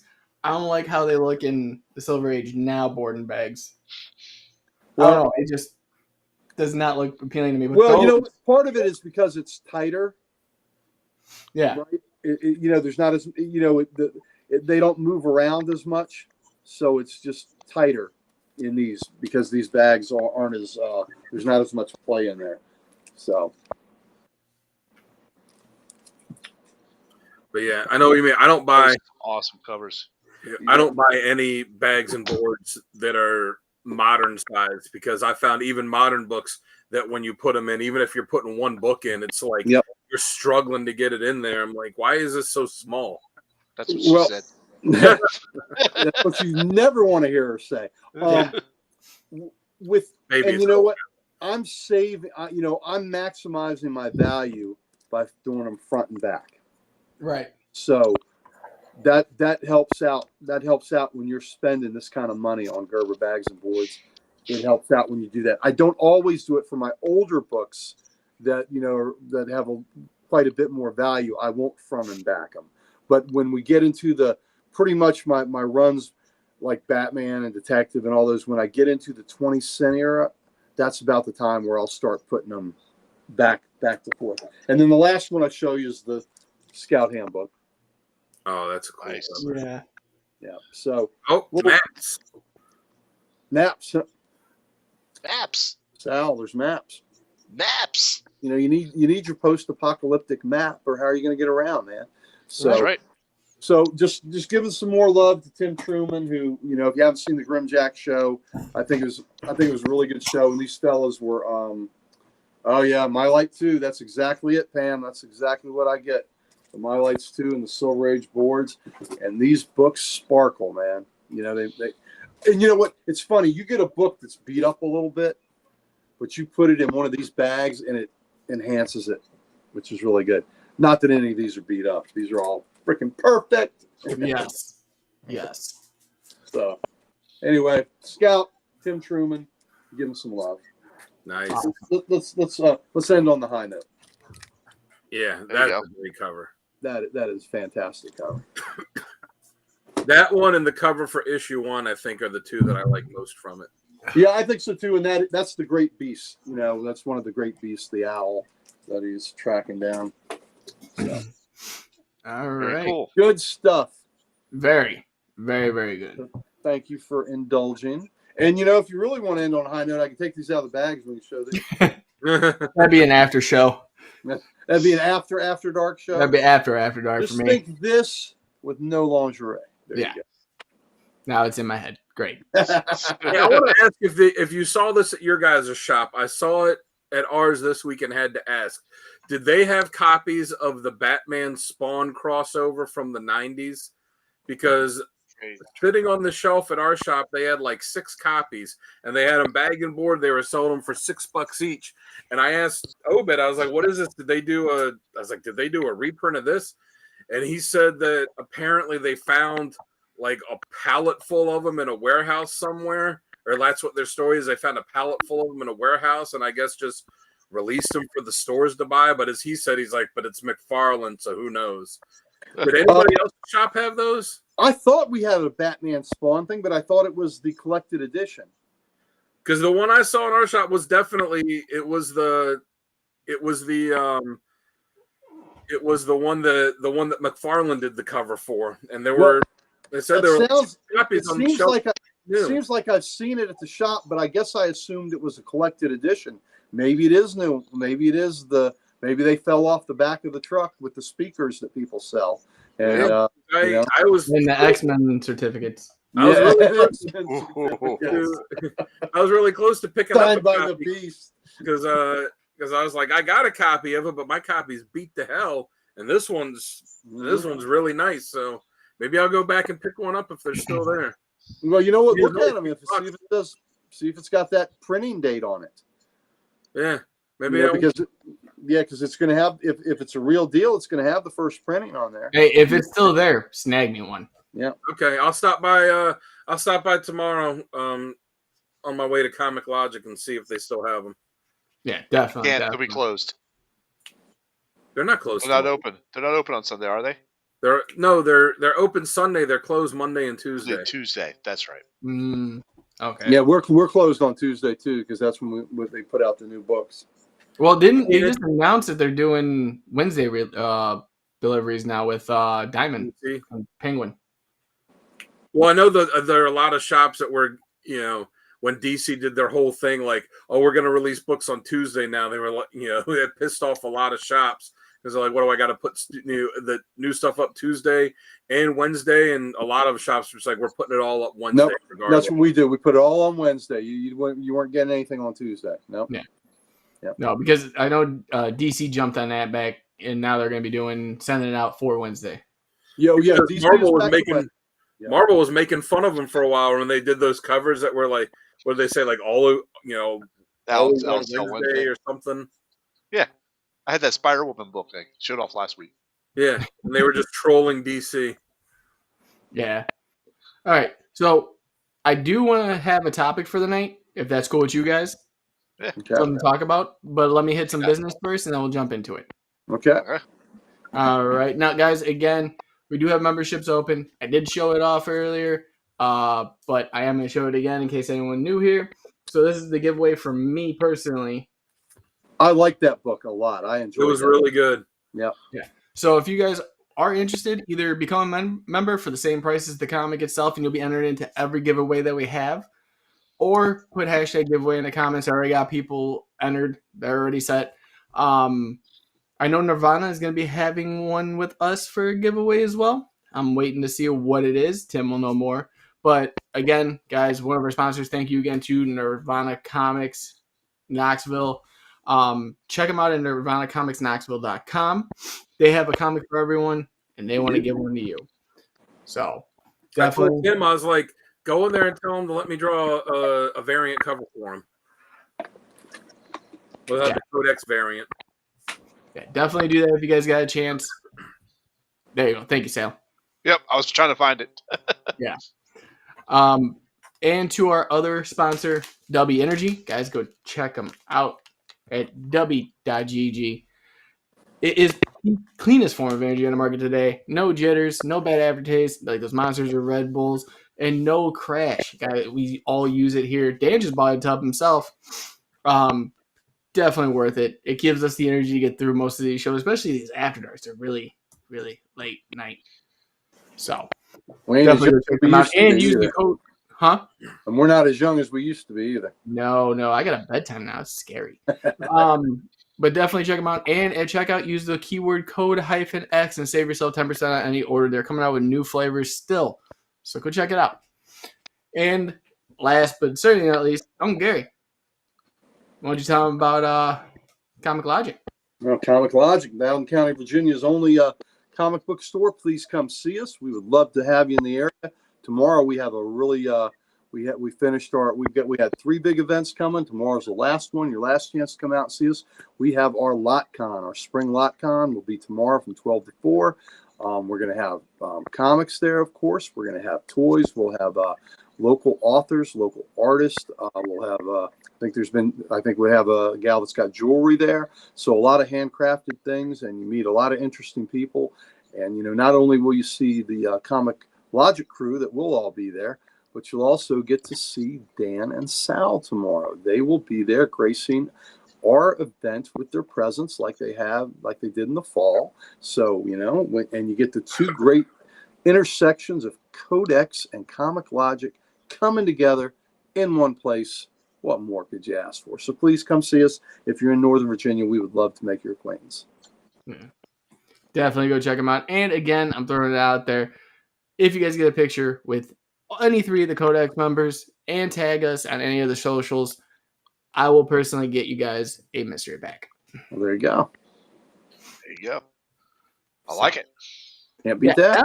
That's all the way. I do want to talk about con season. It is that time of year where everyone seems to be having one. I'm finding something that I didn't even know about out here because I live in the middle of nowhere, Wisconsin. So what I want to get into is when you guys go to one, whether it's Baltimore, whether it's one out of state, big name, small name, is there a strategy you guys have going in? Is there a list of books you guys are ready, or are you guys just going in just to see what's there? Sam. I'll let Gary start. Okay, you go, Dan. Go ahead. I can start. I was going to say, well, and I've said somebody start. I have to go in and I have to be, like you said, have a strategy. Like, all right, I don't have, I have a very finite amount of money to take with me. So for years before this past Baltimore Comic Con, I always looked for, and other shows like quantity over, not quantity over quality, but I always raid the dollar bins, and I still look for stuff there. But I'll go in. I've got my list that I print out that has like everything that I'm currently looking for, and sometimes something else catches your eye, but I'll usually kind of try and focus on a couple series. Like, all right, if something if I see something that's a good deal, I'll go for that. But like, I'm really focusing, say, on, I'm really focused, let's say, like on New Mutants and X-Men and Avengers, and whatever. Like, let's try and put a dent in these runs. And as far as strategy, when I go there, like, what'd you say? I said, fill your gaping hole. Yeah. As far as strategy, when I go there, like, I'll get there and I'll just walk around the whole, place and look at all the vendors. And unless there's something that has a great price that jumps out at me, I'll walk around, look at all the vendors and see what they have before I'll go, okay, this is what's out there. This is what I got. I'm going back to here. I'm going back to here. I'm going back to here and getting this stuff, and and hope that it's still there. And then that's true, Bougie. What is it? Richard had a good strategy earlier too. Yeah. But yeah, if it's if I'm looking to get an autograph from a creator or something, it all depends on when I walk by, how long their line is. Determining like, am I going to wait here or am I just going to keep going? But like for Baltimore, every time I've gone, I've always just gone for one day. This will be the first year that I've gone for all the days. So it's going to have to be a completely different strategy. Like I can go and just, other than the times I'm at the table, go and say, you know what?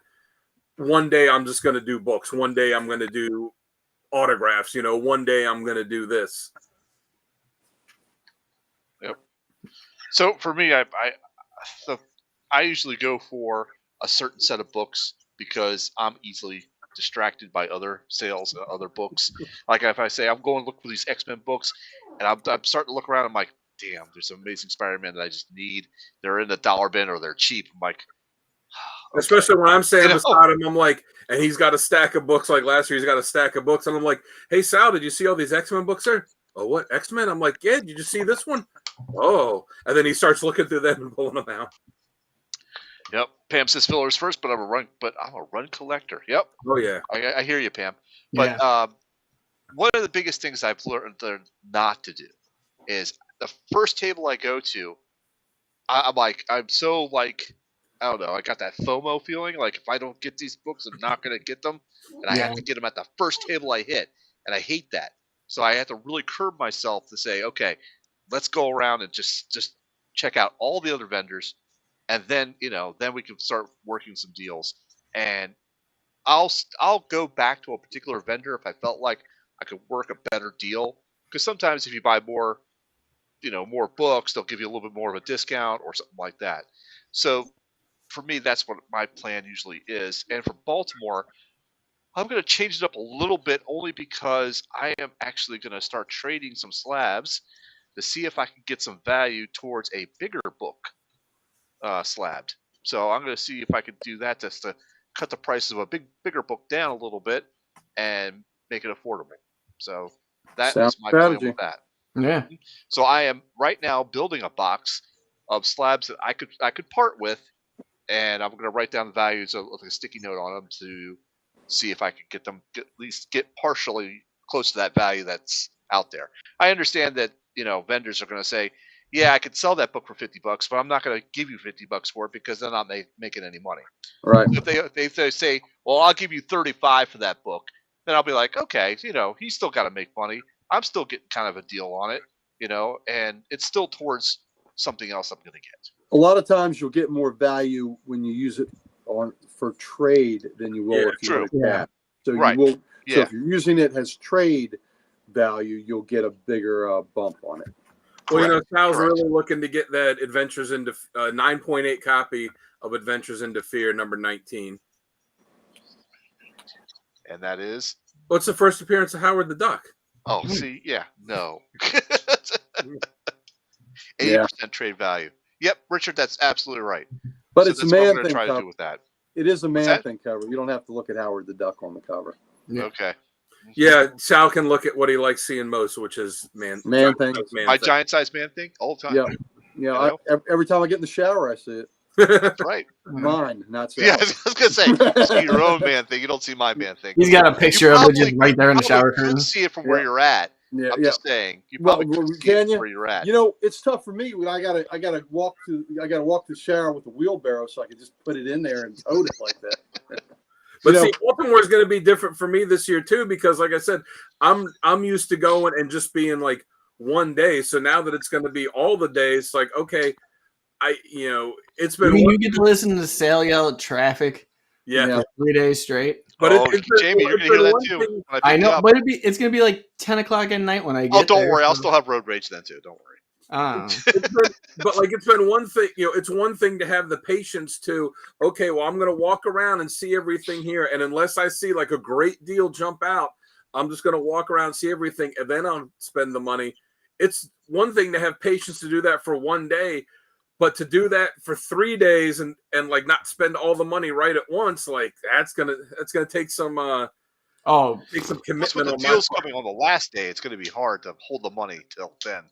All right, boys and girls, y'all ready? I'll tell you how you do this. Okay. The difference will be at least I'll go last because it'll be hilarious when I tell you. Yeah, I'll be selling like prints and artwork and stuff there. So as the day goes on, maybe making a couple extra bucks here and there, but we'll see.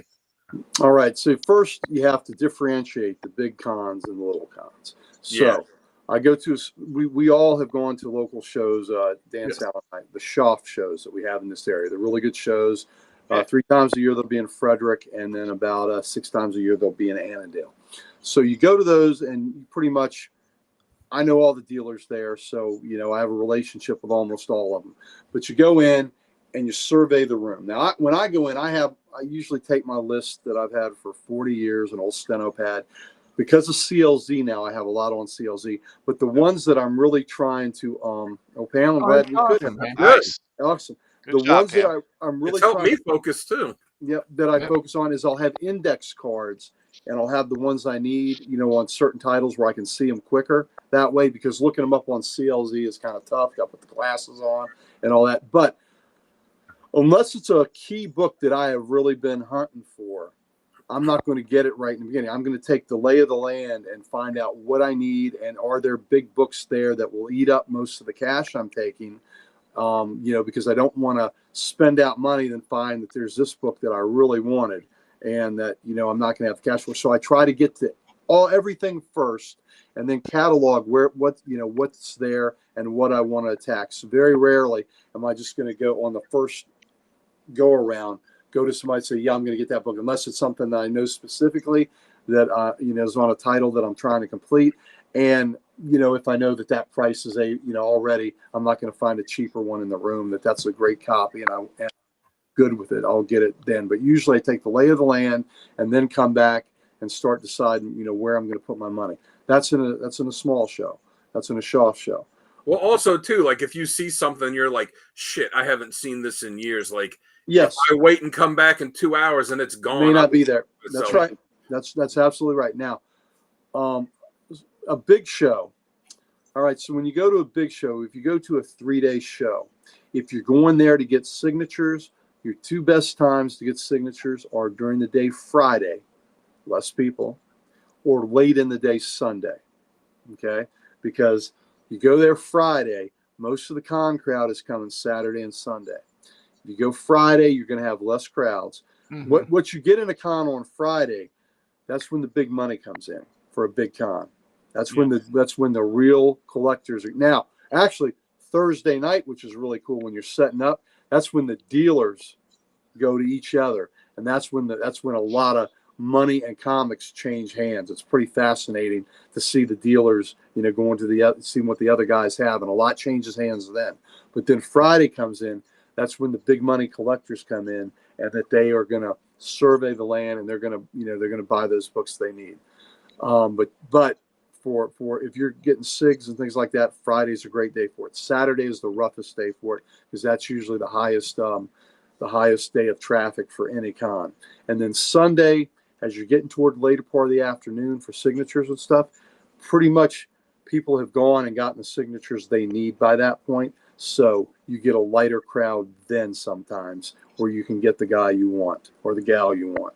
So that's, and another tip for people, if you're getting a signature and if you have no intention of trying to resell this or flip this book, get them to personalize it because you get it personalized. You get, I mean, I've done Codex shows where I've shown you the sketches I get and things like that where they're like, oh, this dude's not flipping it. This is, so this is somebody that's going to keep the book. So they're more apt to do that for you because they know it's staying in your collection. And then there's some creators that if you get it personalized, they don't charge you. You know, you're not, so they know you're not making money on this and they're not charging you for it. So that's just another, that's another pro tip for you there. Now, as far as books go at a big show. Well, I was going to say, too, to add to that for Friday, if you want to get one of these artists to do some original artwork for you, yes, that's the time to do it, too, to get on their list early. That is a great point. That is exactly right. That's what I did with Grill when I was at Heroes Con in Carolina. I went and I got him to do a sketch for me, and he had time to do it. And you don't want them rushed to have to do it on the last day or something either, so you give them time. And as far as books go at a big show, yes, the big money comes in on Friday, but I am not decided on Friday. So when I go to a show like Baltimore, I've got a pretty good knot that I'm taking there, and I'm gonna enjoy spending it, but I'm not spending it all at once. I'm gonna pick at least one Golden Age book, and I have, I have early copies of Batman, Detective, Superman, Action, Green Lantern, not Green. I need Green Lantern. I still need that. But all American comics starring Alan Scott. I've gotten early Flash comics. I have 10 and 11. So I have a Hawkman cover and I have a Flash cover. Things like that. I'll pick a Golden Age. I'll pick a Golden Age book and flirt with it and see, is that the one? Is this the one? And I'll go through several of those and I'll decide. And then sometimes I'll decide on Saturday. Sometimes, were y'all there Saturday at Baltimore last year, or was it Sunday? Yeah, Saturday. So it was on Saturday. I pulled the trigger on that Wiz Comics number 10, which was the 9th appearance of Shazam, and I got that book. And then I ended up, the dominoes fell into place that I was able to get a really good deal on that book, and I ended up getting 2 other Golden Age books right then, and I got the bogey cover of Journey into Mystery with the UFO, and he's got the cigarette falling out of his mouth when he sees UFO, and I got the Frank Frazetta cover for Ghost Rider from the the original Ghost Rider from the 50s, and I got those. But the dominoes fall into place when I have to, the big purchase that I'm going to make, I have to figure that out. In the meantime, when I see other books I need for runs and all, they're good deals, I will get them, but I won't spend the big, I won't spend the big chunk spend that I'm going to do until I figure out what that Golden Age book is going to be. And then when I get it, and I may pit it. I think there was a Captain America book I was also looking at the time. And Dan, who loves Captain America, even said, "Oh man, you got to get that other. You got to get the Shazam." Yeah, and I felt that way. Captain Marvel, and that one's too cool. Yeah, that Captain Marvel was too cool, and it was a great deal. It was a great deal. So I was feeling the same way, but I was flirting with that Shazam, and there was a World's Finest, like 25, that was really cool that I was flirting with. But you sit there and you flirt with the girl, you dance a little bit, you caress them, you look at the pages if it's not slabbed, and do all that, and you figure it out. Look at the look of disgust Sal had on his face when you say if it's not slabbed. If it's not disgust. I'm not. I don't know what you're talking about. Sal just likes them pristine like that. It's like my action figures. You see action figures all here. I took them out of the plastic because I like to play with my toys. That's the same with gals. Not like Sonny. Yeah. Well, so listen, that's abuse. Sonny, he'd get arrested for what he's doing. I was gonna say the way Sonny plays with his figures, it's like a sex dungeon. Well, Dan said the right thing. He's like, this is the arm from I think either He-Man or Superman. Yeah. Well, Dan was right. Dan was right when he said that he's like Sid from Toy Story. Yeah. Oh yeah. That's exactly what he is. Strapping firecrackers to the back of him. And look, and the other purpose of that show was Sonny didn't even know who the figures were, and he was hoping we could tell him. That was another purpose. Yeah, that was hilarious. He's like, I don't know who this guy is, but I remember I don't know getting who this one guy is. 4 out of a Cracker Jack box. Yeah. So, but with Always the books, and I'm pretty good because I go into Sunday. I usually go into Sunday at Baltimore, and I've still got a few hundred to spend.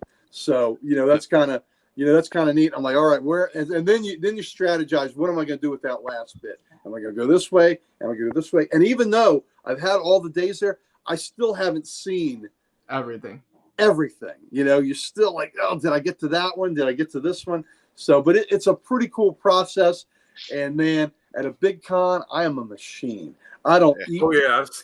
I don't drink. I mean, it is. The guy's like, my best friend will be like, "Had you eaten anything today?" I said, "No, I didn't eat anything. I'm not ready. I've had some water. I'm good." But I'm like a machine, buddy. It is on. I'm locked in. The only thing that sucks at the big con is when you're done looking at everything. Like, all right, I'm gonna go get that book at that stand, and you're like, "Shit, which one? Where was it? How do I?" And then you're like, "How do I find it again? Like, why didn't I remember the name of the place?" So y'all have seen my oldest book, The More Fun Comics 50, the football cover from 1939. Mm-hmm. I waited to Sunday to pull the trigger on that one, and I think I got it fairly early Sunday morning, and I went ahead and I got a good deal on it, and it was, that book was, I got it for a hair under $1,000, right? But I got a really good deal on it. Fellas that I've dealt with over the years. Matter of fact, I got the Bogey book from them last year. You were there with me when I was looking at that there. So I got that book, and then I saw them later in the day, and they said, "Man, dude almost cried when that book was gone." He came back to get it, and I had gotten it. I got an hour before him, and they said, I thought that dude was going to cry. So sometimes, you gotta, you get that feeling, and I had the feeling, what? I need to get that thing now. It just, I think I thought about it all night Saturday, and I'm like, man, if that book's not there, I'm going to be really upset. So Sunday morning, I went and got that thing early. And then sure enough, somebody else had the same idea, but didn't get there early enough. And they said, I thought I was going to see a grown man cry. That book was gone. So, Jamie, before you go, Pam had a really good question. I was going to say, I was going to get to her. Yep. Yeah. What pickups help you achieve your goal? 24 goals. I will go first on this, and I got to say, Gary helped me on one of my goals this year. Actually, he's probably helped me on a couple of my goals, but one was picking up Swamp Thing number 9. And so that's my goal, but I looked, and they're all sold out because Gary fucking bought them all. I have one, so he just bought another copy of it too at the Big Lick. Okay, I'm praying they got one at Oshkosh because if there they were do, two, I'm pulling the trigger. There were two that Dave had. He bought them from David at Aftertime. David had two, so I took Sal over there. He gave Sal a good deal. I introduced him.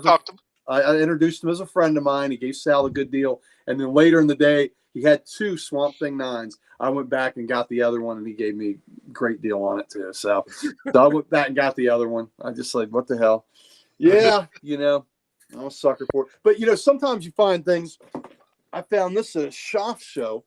I wasn't looking for it, but it's just, I have been looking for it. It's a Simon Gerty cover, and Simon, that's a Trim Truman book too. The true historical book of that called Wilderness. Simon Gerty, fascinating character. And I always wanted this book, and then it just happened to be there in perfect shape. So I knew I had to have that. So you never know sometimes what you're going to see. And that's part of the fun is when you go to a show like this and you don't know what you're going to see. And it just, it's just, that's part of the excitement. I'll say this too, as someone that consistently talks himself out of getting them. If you've got the money, if you've got the money and you have it earmarked where it's like, I have this amount of money to spend here, don't be afraid to spend it. It was a few years ago, I saw a copy, and it was a beat up copy, but it was, the Avengers. It was the first appearance of Wonder Man. And it was a couple $100, and I'm like, that's a lot more than I will spend on one book, and it's not going to leave me that much. But I really like Wonder Man. It'd be a great key, and I didn't I Yes. didn't. Yeah, if Gary's got any out there, Adam, You see that shelf directly behind him? That's all Swamp Thing number 9. Yeah. Adam, you're in Northern Virginia. I've already cleaned everybody out in Northern Virginia. Come on, man. but Come you on, know, man. but I didn't buy it then, and it's one of those ones I'm like, man, I really regret that. There was a Hulk 181 that was it was graded, and it was a low grade, and it was a couple years ago, and you know, I had some money because my mom had passed away, and I had some insurance money, and I had taken a chunk of it to go to Baltimore with me, and I was still feeling really shitty and really down. And I was like, I'm just going to take some of this and try to do a little retail therapy to get my mind off of it. And I could have pulled the trigger then and gotten it, and I didn't. And, you know, it's another one that I regret. You know, if you've got the money, you know, don't talk yourself out of it. Just do it. You'll regret it. You'll regret more not getting it than you will getting it. Dan is the king of talking himself out of everything. And Eternal Night says he's more technologically advanced. He got them on eBay. I'll tell you something, buddy. I got 5 Swamp Thing 9s in one batch on eBay for $75, and I just killed it on that deal. They were all super high grade too. Nice. So I did actually hit the old eBay button. Yeah. Yes, there you go. Richard's offering you a beat up copy of Avengers 9, man. I'll tell you what. I'll trade you the Xavier Institute. He'll trade you one of those fake certificates he makes. All right, so yeah. What was Jamie's strategy? Did you talk about it? Well, real fast with Pam's question. Yeah, so the 3 bigger pickups I got. So me and Precious are working on getting the whole, from issue 500 of Detective all the way up to current. One of the big pickups was the first Neil Adams, which is 316.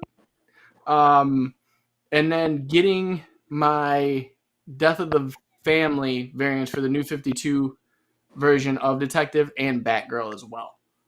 Those ones are always hard to get because it's the Joker cover, and then underneath is it's got like the eyes cut out, almost like the mask of them, and then the characters underneath it over the page. Those were the 2 or 3 that were my pickups that we needed. But as for cons, there you go. Oh, he's like Uncle Gary. He just had it within reach. Yeah. This is the box of one of the slabs I want to trade or sell. Which one is that? This is Detective Comics 15. Oh, is it? Okay. Yeah. Is it the one you're looking for or no? No, I got it, but I don't have a slab. You could. I could. We'll talk, Sal. All right. You just have to promise not to fire him for a month. You can keep it. Listen, don't make promises you can't keep. Yeah, I was gonna say he can't keep that promise. You can't keep that. Yeah, no, there's no way. I can't go 7 minutes without thinking about it. But no, as for cons, so my big one when I lived in Illinois was always C2E2. The first time I went, I had no idea what the fuck I was doing. Like, I just censored myself for that. And over the years, I've kind of figured out, because I don't have ADD or ADHD, but when I go into a con, I do. And it's horrible because I am going through, I usually scout the entire thing the first day and try to find, where vendors are, and then learning later on that vendors change every day, which screws me up even more. But I usually scout out, see what's there, see who's, if I see something I like, I don't really try to throw everything out on Friday. Friday is usually hey, there's not a lot of people here. Let's actually roam around and see what we can find. For me, personally. Now, when it comes to Fridays too, I tend to pull the trigger on certain books that I do have in my mind that I do want to get. I'll check because there's less foot traffic. Especially, when you're trying to buy stuff on Saturday, it's almost impossible because that place is packed. I mean, you're shoulder to shoulder with people trying to get in, check a vendor. So I use the opportunity to get some, bigger books, but I get to check each vendor to see if they have that same book and see who has got a better price or a better grade. That's just my opinion. Now, for like Saturdays, it's kind of like, for me, it's if I see something, I have 2 modes on me where it's, oh, that's cool, I might get that, or I need that. where if I think it's cool and I might get it, I can easily walk away from the situation. And if I come back and it's gone, I'm not hurt. That's right. You know, I had to explain it to Precious as well, like, because she's like, what do I need to know? And I'm like, if you think it's cool, make sure you can walk away from it. Yep. Because when you come back, it's not probably going to be there. There's easy to get overwhelmed too on the 7 to 80% chance. And if it's something you need, pull the trigger if it's there and you haven't seen it anywhere else so far. Right. And sometimes when there's a, part of the sickness that Mike and I always talk about is that, we sit there and buy books we already have because we're upgrading them. And that is part of the sickness. That is part that I had. But so I try not to do that as much. I try not to buy books that I'm going to want to have to upgrade. But if I need one more book for a collection to finish a run, if it's not too expensive, I will go ahead and I'll buy a beat copy just as a placeholder until I get a better copy. But it can't be too expensive. So I will do that. I know. And the other thing to tell y'all too is if you're going to one of these cons, whether it's big or small, cash is king, baby. Oh yeah. Always. Because you'll get way better deals. Yeah, because whenever they put something on the card, they're paying that credit card fee for that, right? And that's reported income that they're going to have to put on their taxes and stuff. So you're going to get a better deal when you're walking around with cash. And I'll tell you, the other thing that works is sometimes, like say they got 140 on a book, right? And you're like, I tell you what, here's 100 right here. You know how many times I've done that? Where it's like a $30, $40 book, and I was like, all I got is this, and I throw it out 20, and they're like, you don't have anything else? I was like, nah, dude, I gotta eat. Like, well, no, I'm doing it on like if it's a $140 book or $150 book, I'll say, well, here I got 100 right here. So here it is, I got cash right here. And so a lot of times when you have that cash, they're like, yeah, I'll take the cash. And, and 80% of the time they'll do that. That's why I said at Baltimore, I want to, my goal is this year I want to get like one major key. I'm just going to find the one I want. And I'm like, I don't want to spend that much money. I'm going to give Gary my money and be like, here's my money. That's the one I want. You're the deal maker. You go get me a deal. And I'll just like hide around the corner and like, and creep like the one meme of the guy that's like peeking out from behind the tree. I'll just be doing that. Hey, brother, if you want me to help you with that, I surely will.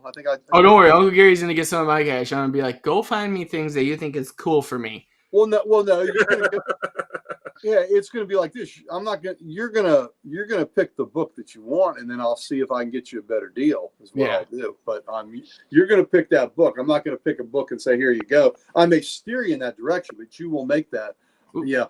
And right, the credit 100% Pam. Yep. Pam. Yeah, 100%. Well, if you go with just a card, you will spend so much because it's you're just swiping a card. It's not real money. If you have cash and you're having to count it out and hand it to them, and you're having to count it out and hand it to them, like you're realizing how much you're spending there. Well, right. And look, I understand it's generational. I mean, hell, I'm going to be 60 in a few months, right? I understand it's generational, but I can't do it. Like I have to go with cash. Like I got yelled at by my bank. Yeah. With the last time I was at C2E2, which was 5 years ago. Yep. Baltimore's gonna be the first big con I've been to in 5 years.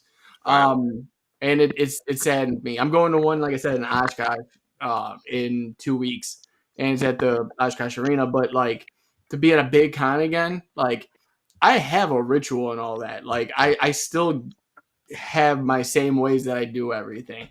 But one of the things I do is I try always to find something new too. That's why I was talking about earlier, like with those in pre-show, like those big runs, those bricks of comics that you can buy. I always try to find it. And if it's like, oh, it's only 1 through 12, but it's 24 issue series, I'm not going to get it. I want the full thing then.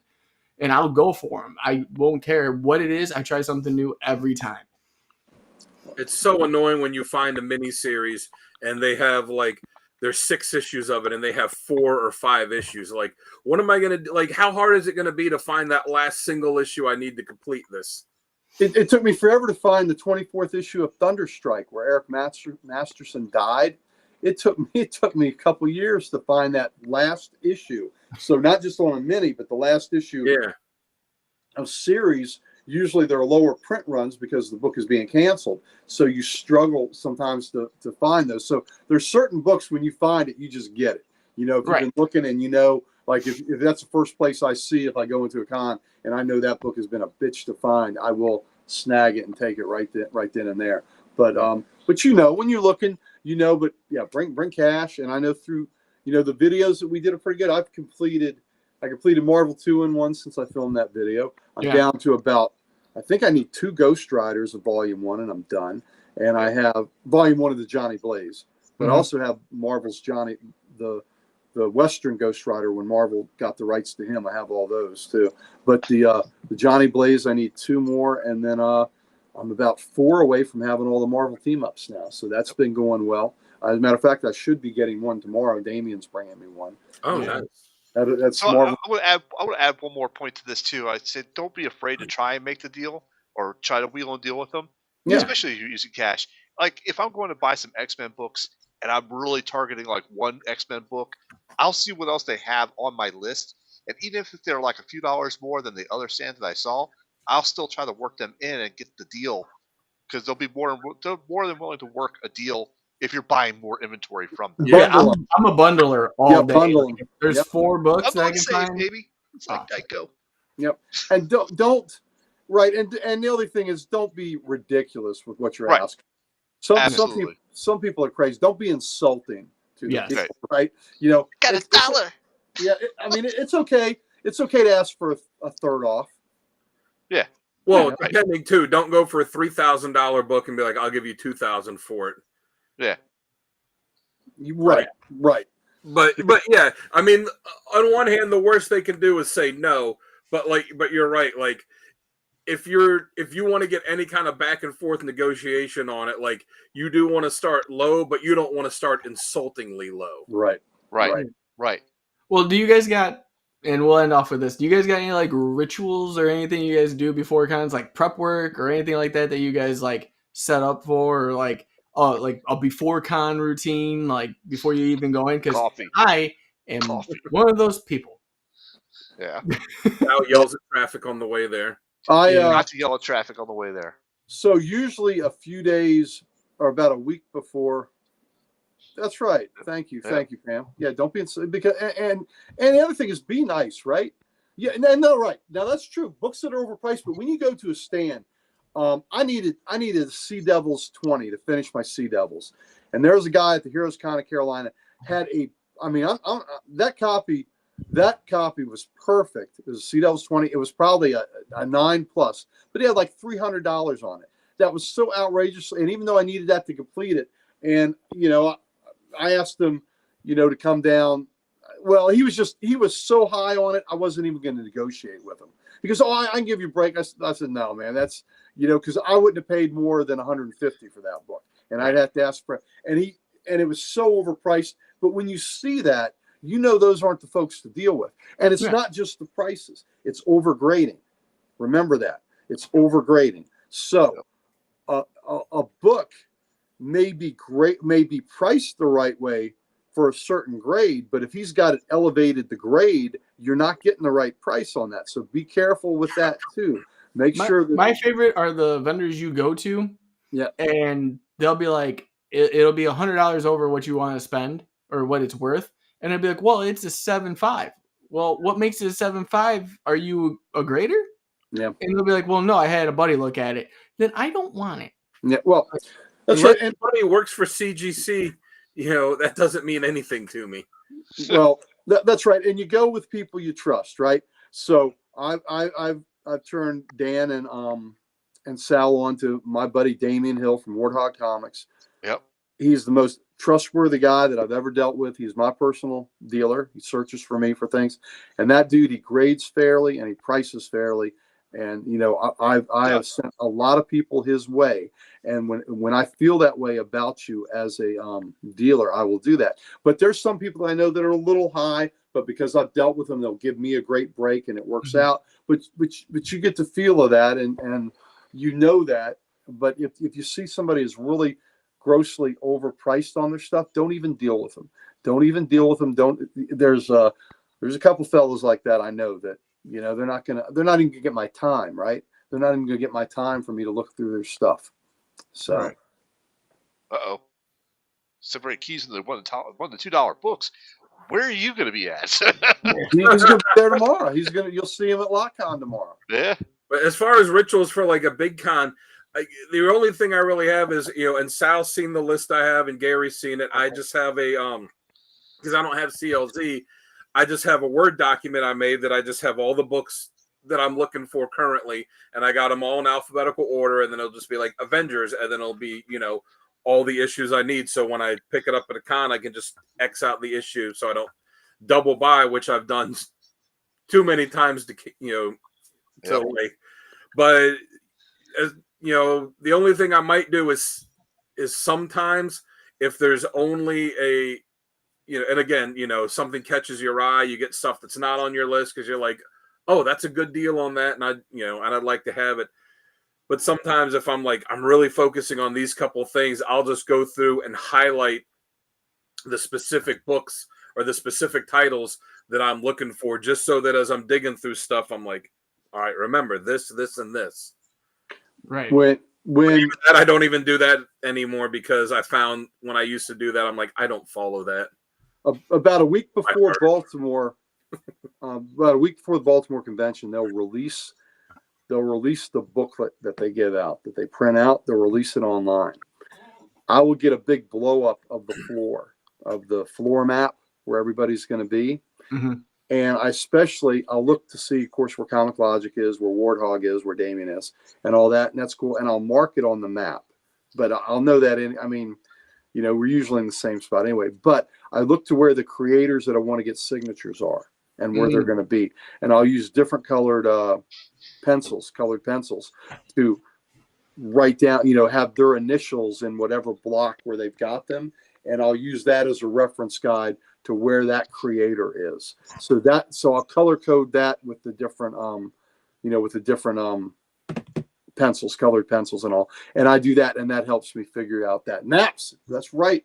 Got to have maps. Gotta have maps. So the floor map is pretty cool, especially if you're trying to get where those creators are, because that you can lose track there because there's so much, especially at a con like Baltimore where there's so many daggone creators. You could use those big retailers that you go to as keys, or I remember seeing this guy like 3 stands down from Warthog that had a book that I was interested Well, in. that's what me and Sal did. Well, we didn't do it beforehand, but at the con last year when we went and we got the book, and we're like, because I had been emailing and messaging all these creators before the con to see if we could talk to them and do little mini interviews. When we got there, it's like, all right, we got these 8 guys that said they definitely talked to us. So I pulled it out and it was like, remember, Sal? I was marking them on the sheet like, all right, we got it. All right, we'd be able to hit this guy, and this guy that are all right here together, and then go over here for this one.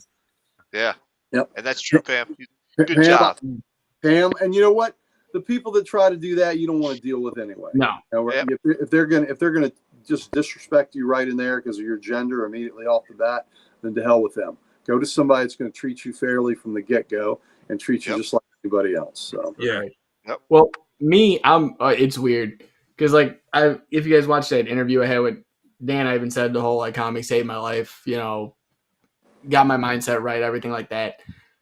With cons, it literally makes me want to step up as a person. I don't know why, but I always want to be a better version of me every time, every year. It's like a goal, like a yearly goal for me to keep, being one step higher.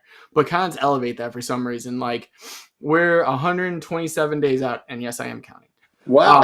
From Baltimore.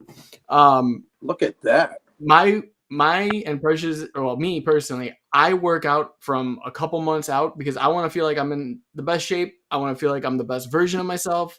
You meet people, you talk to people. I want to be that guy there that everyone's like, he's smart. He actually knows what he's talking about. I like him, blah, blah, blah. But my health changes, the way I do things change a couple months out. My workout started last week where it's just straight. I'm focused. I'm lasered on. Usually when I get to the cons though, especially the hotel, I'll hang on 1 second, Pam. Yep. Richard was saying that sucks for her that Just a waste of time building credibility. And but that's people. Don't even give them your business. Don't even give them your contact. To hell with them. There'll be plenty of people that will. If anybody wants to be a dick like that, you just get a bunch of books and have them like add them up. Like, all right, it's going to be this much, and go. I think I changed my mind. Never. That's Tim. What cons are you going to? We'll make an effort to make it to one of them. Yeah. Walk away and make them have to put it all back.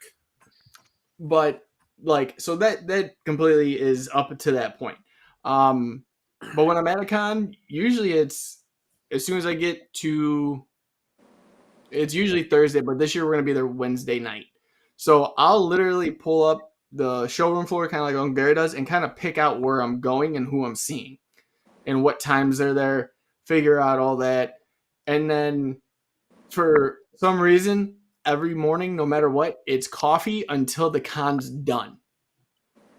Like I'm like you, Uncle Gary. I won't eat. It'll be water or coffee. Well, now I load up, so usually.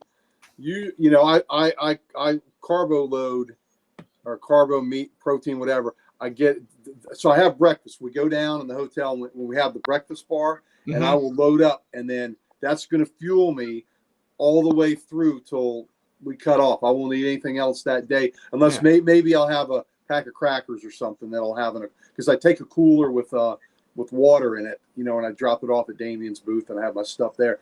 But that's about it. But that breakfast is what gets me through. So You're just doing coffee. You're taking it. I'm going, man. Like as soon as I get there, I might have to eat breakfast because of the fact that I have pressure with me. But so that's the breakfast. The breakfast, I get that in me, and then man, I'm going all day, and I'm not eating till dinner time. And then at the end of the day, I'm beat. With my bad leg that I drag around, I am hurting. I'm in pain. And and so I don't hang out much after the con. Yeah, you'll need your brown lantern ring. That's right.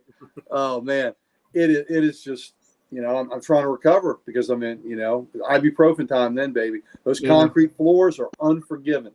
Yes, they are. But no, you got some issues with after the con because we are definitely gonna meet up for a little bit. Right. Don't expect. I will tell you that. Don't expect a whole lot from me because I'm hurting pretty bad at that point. Oh no, I get it. But we're all gonna try to do something. We're gonna have an after dark on that con weekend. Yes. Yeah, we'll definitely do that. But I'll do the best I can. But I have to have that time in the room with my leg elevated to be able to recover for the next day. And I'm not joking. I've got a damaged knee and ankle, and that's what I got to do. That's so true, Taro. That's so true. Was it Otakon years ago where they were like passing out bars of soap to people? Yeah. No, that ain't right. I have a knee issue too because I tore my ACL, and that dude, I still feel it to this day. So yeah, I'm behind you 100%. I buy. Oh, that's another thing I do. I buy the comfiest shoes I could possibly get. Yeah, so. You got to. Well, I take. For a big con like that on my feet, I hate to do it, but I'll take my cane just so I can take some weight off if I'm standing in lines and things like that because because my like I said, I've got knee and ankle issue on this one leg. So, but I'm the complete opposite. I will stop to eat. I'm not going to constantly stop, but I will stop to eat. I'll always have water on me because if my sugar drops too much, I get hangry and hangry and driving in traffic around this area, not a good combination. So I will stop to eat just because that's how I. Well, Dan, now you know. Dan, feed him before you get in the car. Yeah. Whenever I've gotten with him, we stop at like 7-Eleven or something right away. Yeah. Don't worry. He's not gonna be mad because as soon as we got off the plane, I'll be like, "We need to stop somewhere to eat, dude." I did forget one prep thing. Is I was just looking over the guest list for Baltimore Comic Con. If there's people there you want autographs for, make sure you're looking at it, in advance so that you can take whatever books you want to get signed with you because you don't want to go there and be like, oh, I'll just pick up something there for him to sign because at that point you're at the mercy of what you can find, what you can afford. And those books are manhandled by everybody. Yeah, take whatever you're going to get signed. Take it there with you before. If you want to get a sketch, take a sketch pad with you and just be like, hey, and I know some guys that have done that too. They'll have their sketch pad and be like, hey, can I get you to add something to this?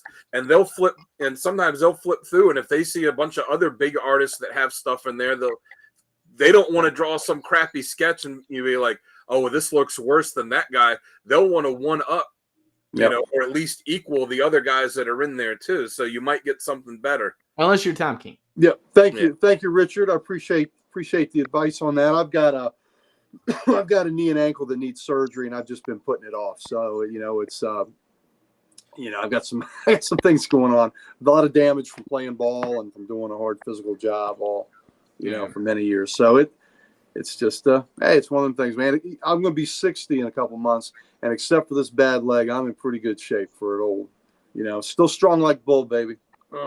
Oh, and realistically, Uncle Gary looks like he's just turning 40. So I appreciate that.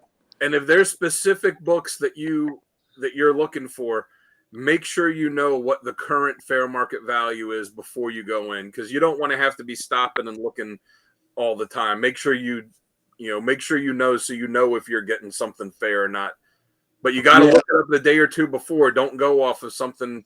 Well, 6 months ago it was this. Well, a lot can change in 6 months. And your tech doesn't always work in the hall too. Sometimes everybody's hitting it at once, and you know what you're hoping for. So the Baltimore guest list is made. Hell, Jim Lee is going to be there again this year. So that's a big deal. Mark Wolfman's going to be there. I already got my books pulled for him. Yeah. Well, anybody that wants Jim Lee, you got to get a special ticket for. Yeah. So that's how it was with C2 too last year. Yep.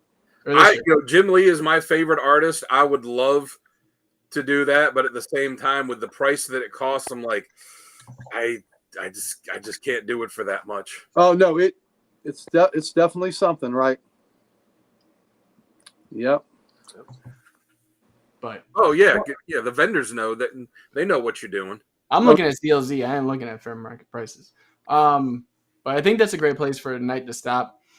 Guys, gals, thank you again for joining us, whoever you did tonight. Again, we are going to say it one more time. The Dick Tracy cover is going to be part of the giveaway, along with the Nirvana one, which we should have here coming soon. So if you're in the chat right now, before we end, do hashtag giveaway. I'll enter you in. If not, put it in the comments below, and we'll put enter you in that way as well. But yeah, guys, thank you again. As always, I got Sal, the Slab Guy, with me. Sal, you want to tell them where to find you when you're not here doing Kodak stuff? Absolutely. You can always find me hanging out in the corner, Sal's Comic Corner on YouTube, and on Instagram as the Slab Guy 77. He's out there slinging them slabs. Yes, that's how he's got his gaping holes. Yeah. Sal the Slab Guy. You only wish. He's the pride of the Maryland morgue. That's right. That's right. All right, Dan, want to tell them where they can find you as well? Oh, you can find me when I'm not fearing for my life in the passenger seat of Sal's car. You can find me on Instagram at Dan Kelly Art. Art music on there.